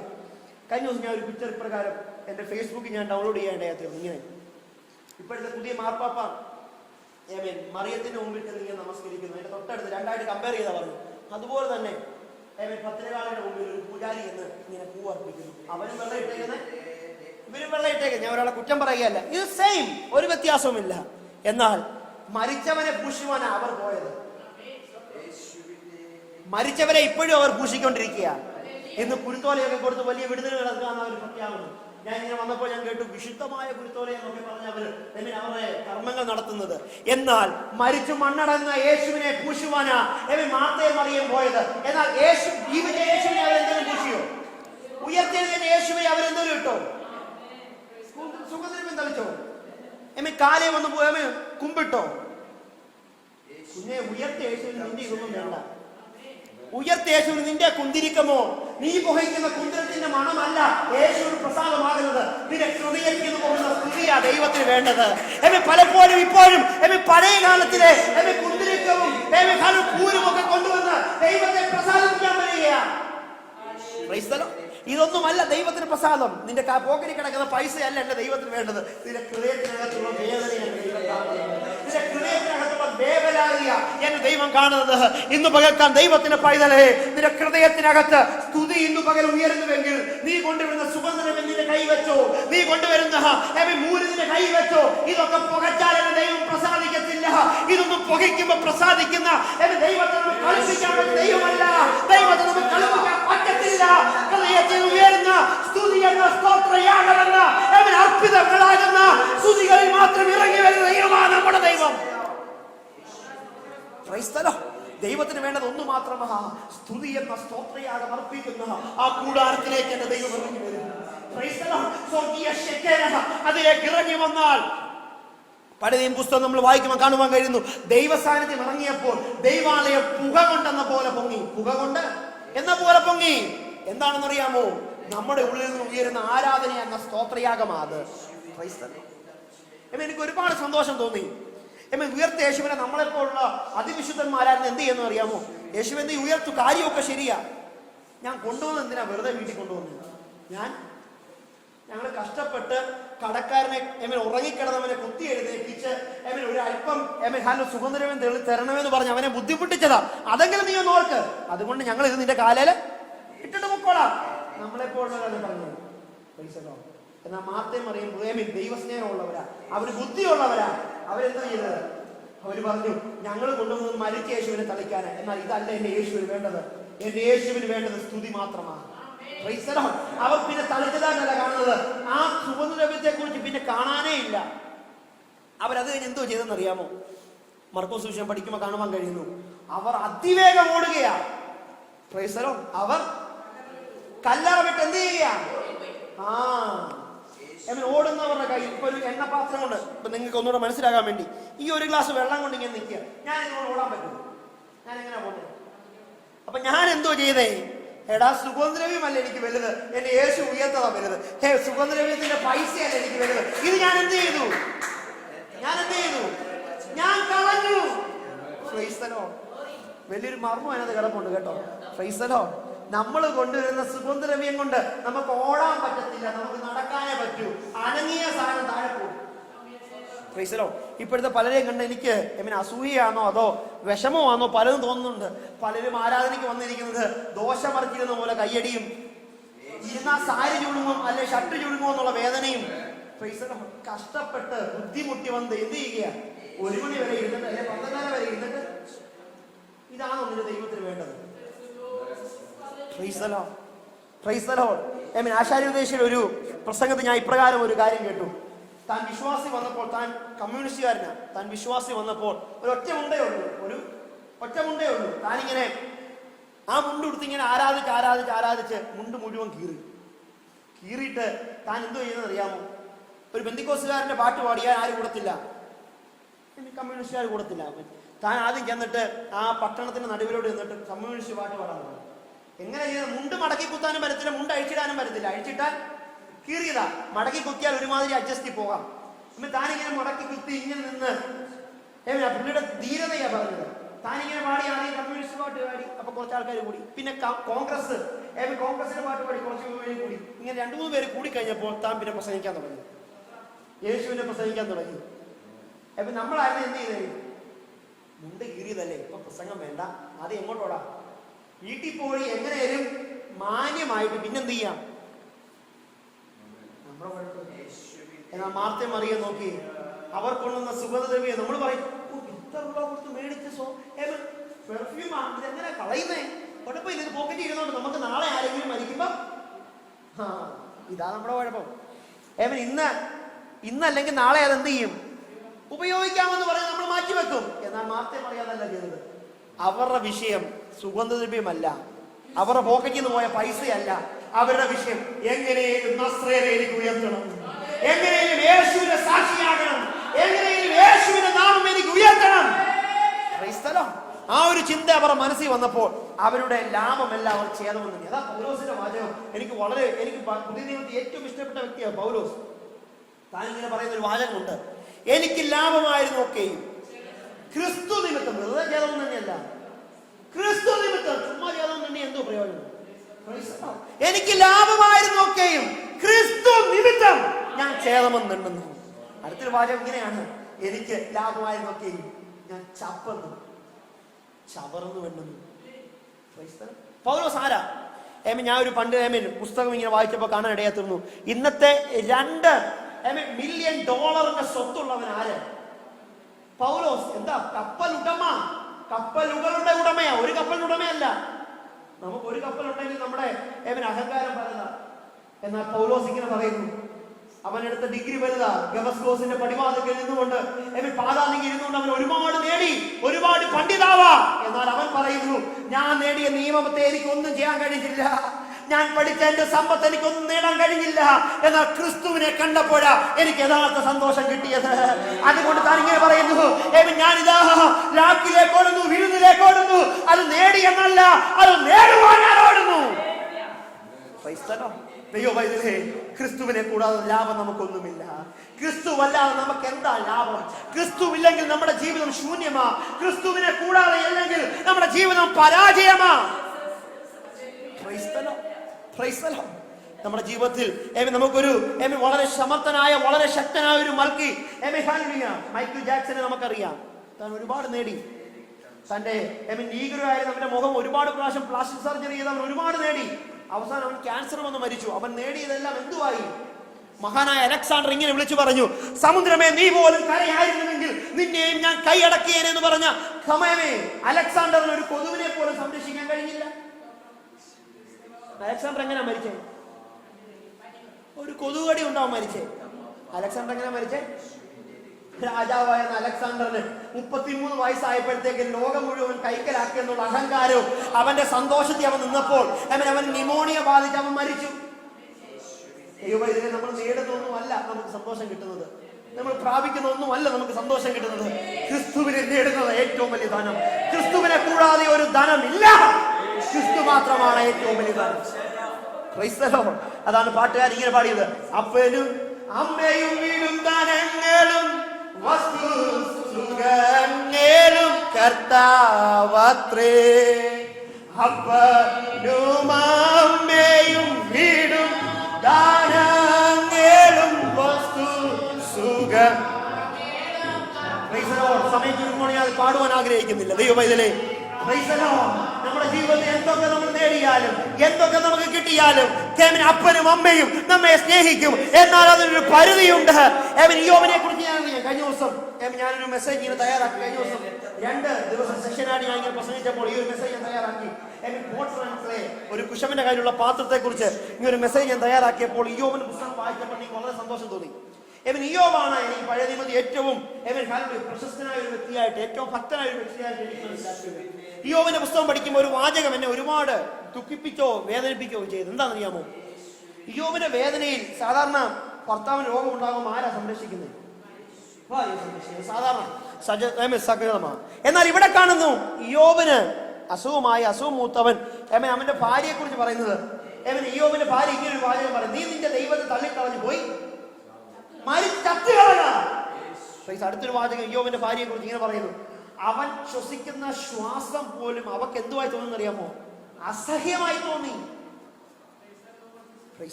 ധനികനായ വ്യക്തിയാ. എന്നാൽ അവന്റെ കഷ്ടതയിൽ അവന്റെ 4 സഹോദരന്മാർ അവനെ ചുറ്റും കൂടിയിട്ട് 7 ദിവസം അവർ മൗനത പാലിച്ചിരുന്നു. അവർക്കൊന്നും മിണ്ടാനില്ല. എന്നാൽ യോബ് പറയുന്നു ഇങ്ങനെ ഒരു വാചകമുണ്ട്.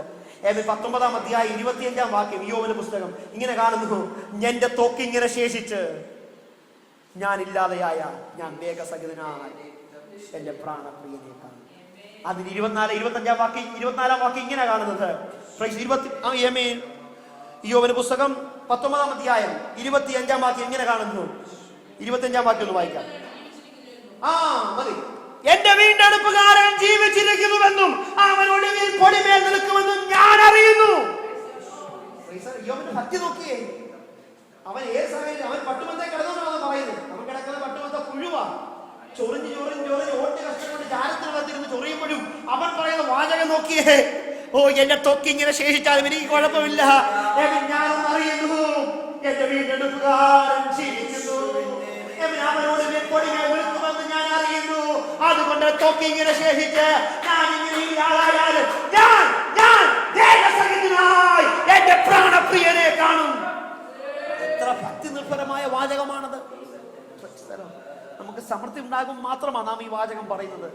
രോഗം വരുമ്പോ ദുഃഖം വരുമ്പോ നമ്മൾ പറയും ദൈവം നമ്മെ മറന്നിട്ടാണെന്ന്. എന്നാൽ യോ പറയുന്ന വാചകം നോക്കി, എന്റെ തൊക്കിങ്ങനെ ശേഷിച്ചോട്ട്, നശിച്ചോട്ട്, ഞാൻ ഇങ്ങനെ ഇല്ലാതായിക്കോട്ടെ.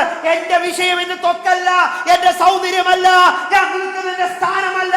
എന്റെ വിഷയം ഞാൻ കാണുന്ന ദേഹസഹിതനായി ഞാൻ കാണുന്ന എന്റെ പൊന്നേശുവിനെയാണ്. ഞാൻ മടങ്ങി വരട്ടെ. അവർ ഓടുകയാണ്. അവർ ഉള്ളതെല്ലാം അവർ ത്യജിച്ചവർ ഓടുകയാണ്. അവർ ഓടി എവിടേക്കെന്നറിയാമോ? ഗലീലയെത്തി.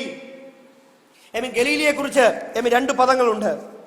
ഒന്ന്, ഗലീല എന്ന് പറയുന്നത് യഹൂദന്മാർ യേശുവിന്റെ ശിഷ്യന്മാർ ഒരുമിച്ച് കൂടിയ സ്ഥലമാണ്. അവരെല്ലാരും എവിടെ ഇരുന്നത്? യഹൂദൻ. പത്രോസ് പറഞ്ഞു നമുക്ക് എവിടെ പോവാം? പത്രോസ് പറയും നമുക്കിനി മീൻ പിടിക്കാൻ പോവാം. എന്താ കാര്യം? യേശു മരിച്ചുപോയി, എന്തോ കാര്യം? യേശുവിന് പുറകെ നമ്മൾ 3.5 വർഷം നടന്നിരുന്നുകൊണ്ടൊന്നും ഒരു പ്രയോജനമില്ല. ഇനി നമുക്ക് എന്ത് ചെയ്യാം? പഴയ പോലെ മീൻ പിടിക്കാൻ പോവാം. അങ്ങനെ യേശുവിന്റെ ശിഷ്യന്മാർ ഒരുപാട് കാര്യം ചെയ്തു. അവരൊക്കെ ഇതൊക്കെ ചെയ്ത് എവിടാന്നറിയാമോ? എവിടെ അവരായിരുന്നേ? ഗലീലയിൽ. ഗലീല എന്ന വാക്ക് എന്താണെന്നറിയാമോ? വർക്കിംഗ് പ്ലേസ്, അല്ലെങ്കിൽ അവർ ചെയ്യുന്ന ജോലിയുടെ സ്ഥലം. എന്നാൽ ജെറുസലേമിലല്ല. ജെറുസലേമാണ് ഇപ്പൊ ഏറ്റവും കൂടുതൽ വിശുദ്ധ സ്ഥലം. ജെറുസലേമാണ് വിശുദ്ധ സ്ഥലം. എന്നാൽ യേശു ഉയർത്ത് ആദ്യം എങ്ങോട്ടാ പോയത്? ഗലീലയിലേക്കാ പോയത്. ഗലീല എന്ന് പറയുന്നത് ഒരുപാട് ജനം കൂടിയിരുന്ന് യേശുവിന്റെ ശിഷ്യന്മാരെല്ലാം ഒരുമിച്ച് കൂടി അവരുടെ ചിന്തകളും വേദനകളും എല്ലാം അവരിങ്ങനെ എന്ത് ചെയ്തുകൊണ്ടിരിക്കുക? ഇങ്ങനെ അവർ ഷെയർ ചെയ്തുകൊണ്ടിരിക്കുക. ജെറുസലേം എന്ന വാക്കിന്റെ അർത്ഥം ഹോളി സിറ്റി, വിശുദ്ധ സ്ഥലമെന്ന. എന്നാൽ യേശു വിശുദ്ധ സ്ഥലത്തല്ല ആദ്യം പോയത്. ഉയർത്തിട്ട് എങ്ങോട്ടാ പോയത്? എങ്ങോട്ടാ യേശു പോയത്? എന്താ ഗലീല? ആര് ഗലീലയിലുണ്ട്? ക്രിസ്തുവിനെ അന്വേഷിക്കുന്ന ഒരു ഗലീലയിലുണ്ട്. അപ്പൊ ക്രിസ്തു നമ്മൾ വിശുദ്ധി പ്രഖ്യാപിക്കുന്നിടത്തല്ല യേശു നിൽക്കുന്നത്. നമ്മുടെ ജീവിതത്തിൽ എവിടെ വേദനയുണ്ട് അവിടെ യേശു നിൽക്കുന്നത്. എന്തുവാ യേശുവിന്റെ ശിഷ്യന്മാർ ഇപ്പൊ അഭിമുഖീകരിക്കുന്ന വിഷയം? അവരെ ഒരു അനാഥത്വം അലട്ടുന്നു. യേശു നമ്മുടെ കൂടെ ഉണ്ടായിരുന്നു, എന്നാൽ ഇപ്പൊ യേശു നമ്മുടെ കൂടെ ഇല്ല.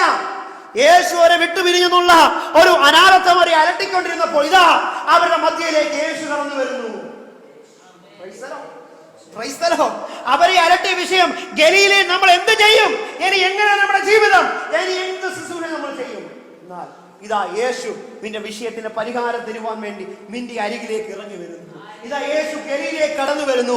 ഗലീലയിലേക്ക് കടന്നു വന്ന യേശു ശിഷ്യന്മാരോട് കൂടെ ഒത്തുചേരുന്നു. അവരുടെ വേദനകൾ പങ്കിടുന്നു. ദൈവവൈദ്യരെ, ആര് നിന്റെ കല്ലിനെ ഉരുട്ടി മാറ്റുമെന്നായിരുന്നു നമ്മൾ ചോദിച്ച ചോദ്യം. ആരെന്റെ വിഷയത്തിന് പരിഹാരം തരുമെന്നായിരുന്നു നമ്മൾ ചോദിച്ച ചോദ്യം. യേശുവിന്റെ ശിഷ്യന്മാരെ അലട്ടിയ ചോദ്യം ഇനി നമ്മൾ എന്ത് ചെയ്യുമെന്നായിരുന്നു. ഇനി നമ്മുടെ ജീവിതം എങ്ങനെയാകുമെന്നായിരുന്നു. എന്നാൽ ഇതാ നിന്റെ വിഷയത്തിന് നടുവിലേക്ക് ഇതാ യേശു ഇറങ്ങി വരുന്നു. നിന്റെ പ്രശ്നത്തിന് നടുവിലേക്ക് ഇതാ യേശു ഇറങ്ങി വരുന്നു. അവൻ നിന്നെ കണ്ട് ബൈ ബൈ ബൈ പറഞ്ഞു പോകാനല്ല അവൻ വന്നത്. അവൻ വരുന്നത് നിന്റെ വിഷയത്തെ കണ്ടുകൊണ്ട് ബൈ ബൈ പറഞ്ഞു പോകാനല്ല. അവൻ വരുന്നത് നിന്റെ വിഷയത്തിലേക്ക് ഇറങ്ങി വരുവാനാ. നിന്റെ വിഷയത്തിലേക്ക് ഇറങ്ങി വരുവാനാ.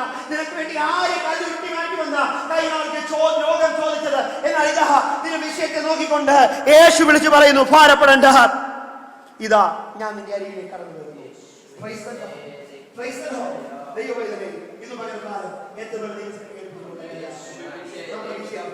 ഒരുപാട് വിഷയങ്ങൾ ഇതിനകത്ത് വലിയൊരു മെസ്സേജാ. അതിലേക്ക് ഒരുപാട് പ്രശ്നങ്ങൾ കൊണ്ട് പ്രശ്നരൂപിതമായ ഒരു പ്രശ്നത്തിൽ കൊണ്ട് നിറഞ്ഞൊരു സ്ഥലമായി ഗലീല. ഒരുപാട് പ്രശ്നങ്ങൾ മാത്രം അവിടെ പറയാനുണ്ട്.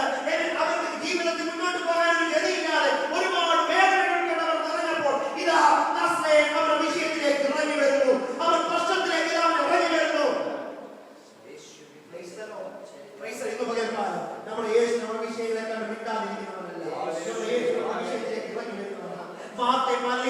വിഷയം ജീവിതത്തിൽ മാറ്റുന്നു. എന്നാൽ മകനെ നീ ഭാരപ്പെടേണ്ട. നിന്റെ വിഷയത്തെ കണ്ടവൻ നിന്റെ വിഷയത്തിൽ പരിഹാരകനാണ്. നിന്റെ വിഷയത്തിൽ നീ കണ്ടവൻ നിന്റെ വിഷയത്തിന് പരിഹാരകനാണ്.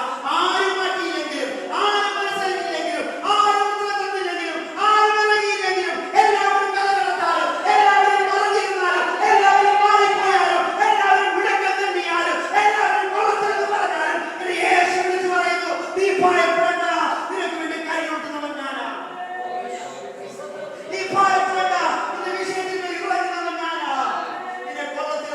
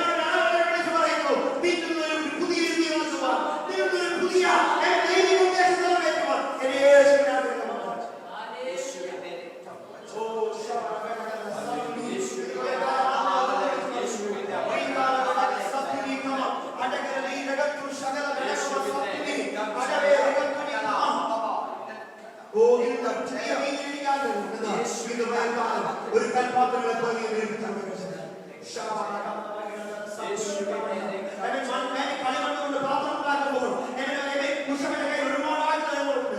എന്നാൽ അത് എന്റെ മാനപാത്രമായി ശ്രേഷ്ഠപാത്രമായി മാറുന്നത് പോലെ ഇന്ന് പകൽക്കാലം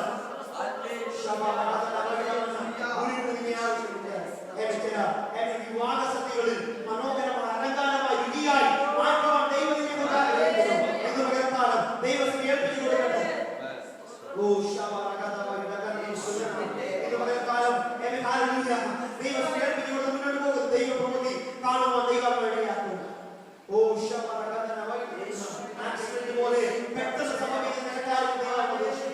ഒരു വാഹനം നല്ല സ്പീഡ് പോകുമ്പോൾ ഒരു ഹമ്പുണ്ടായി അത് ചാടി ഇറങ്ങുന്നത് പോലെ ജീവിതത്തിൽ അപ്രത്യക്ഷമായി സംഭവിക്കുന്ന ചില കാര്യങ്ങളെ കണ്ടുകൊണ്ട് പതറാതെ ഉറക്കട്ട് സ്വർഗം അതിനെ നിഷ്കലമാക്കുവാൻ അങ്ങനെ ഉറപ്പിക്കുവാൻ കഴിവുള്ളവരെന്ന് ഇത് നമ്മുടെ ദൈവാത്മാവ് പറയുന്നു.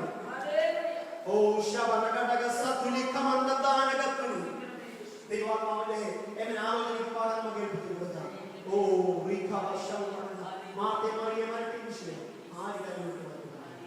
ആര് പരിഹാരത്തിന് ആര് തുറക്കുമെന്ന ആര് ഉറങ്ങുമെന്ന ആര് ചങ്ങല മാറ്റുമെന്ന പടയാളികളെ ആര് എന്റെ കൈകാര്യം ചെയ്യുമെന്ന അവർ വരുന്നതിന് മുമ്പാകെ അവർ സകല പ്രശ്നത്തിനും ഒരൊറ്റ പരിഹാരം യേശുവിന്റെ ഉയർപ്പ്, യേശുവിന്റെ ഉയർപ്പ്. മറ്റൊന്നും ചിന്തിക്കണ്ട. എന്റെ വിഷയത്തെ എന്തുമായിക്കോട്ടെ, എത്ര പഴക്കമായിക്കോട്ടെ, എത്ര വലുതായിക്കോട്ടെ, എത്ര പ്രശ്നരൂപിതമായിക്കോട്ടെ, എന്റെ യേശു ആഗ്രഹിക്കുന്നത് ഇന്ന് വളരെ വിശ്വാസത്തോടെ കാലത്ത് വെക്കാമോ അതിനെ തൊടുവാൻ എന്റെ യേശുക്കയാണ്. ഇത് പകൽക്കാലം ആത്മാവ് പ്രിയമാനവരെ ഇപ്രകാരം പരാമർശം വിളിച്ചു പറയുന്നു. പലരും ചവിട്ടി മെതിക്കുന്ന ചവിട്ടി ഓ കാലം എഴുപതിൽ വെട്ടാൻ കഴിയാതെ ഒരു പിന്നെ പുറമോട്ട് വലിക്കുന്ന അവസ്ഥകൾ ദൈവാത്മാവ് പകൽക്കാലം ദർശിക്കുന്നു.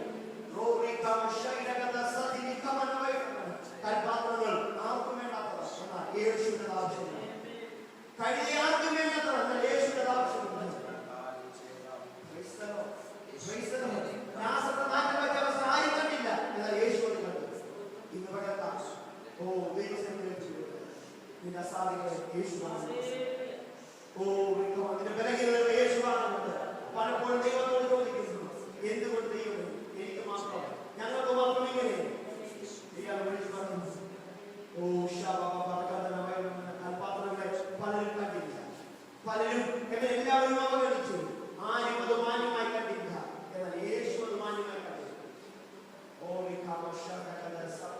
പുറത്ത് കാണിക്കുന്ന പുറമോടിയല്ല വലുത്, പുറത്ത് കാണിക്കുന്ന വാക്ചാതുര്യമല്ല വലുത്, ഹൃദയത്തിനകത്തു പോകുന്ന വേദനയാണ് വലുത്, ഹൃദയത്തിനകത്തു പോകുന്ന ആരാധനയാണ് വലുത്. ഇന്ന് പകൽക്കാലം ദൈവവാദം നഷ്ടങ്ങളെ ഒത്തല്ല ഭാരപ്പെടുന്നത് ദൈവത്തോടുള്ള നീതിയും ദൈവത്തോടുള്ള വിശ്വസ്തതയും യഹോവ നടത്തിയ വിധത്തിൽ ഇതുവരെ ദൈവത്തിന് മുഴങ്ങാൻ നടക്കട്ടെ. യഹോവന്റെ മാനിക ശക്തനെന്ന് ഈ യേശുവിന്റെ നാമത്തിൽ എല്ലാ പ്രയാസങ്ങളും ക്ഷണിക്കട്ടെ. അല്പനിമിഷം നമുക്ക് ദൈവത്തെ ആരാധിക്കാം. യേശുവിന്റെ നാമത്തിൽ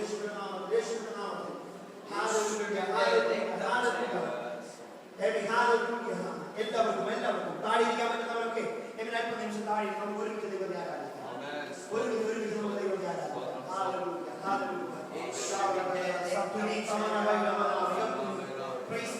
ഇന്ന് പകൽ നമ്മുടെ വിഷയം നമുക്ക് ദൈവത്തിന് വെക്കാം. അത് കല്ല് വിഷയമായിരിക്കാം.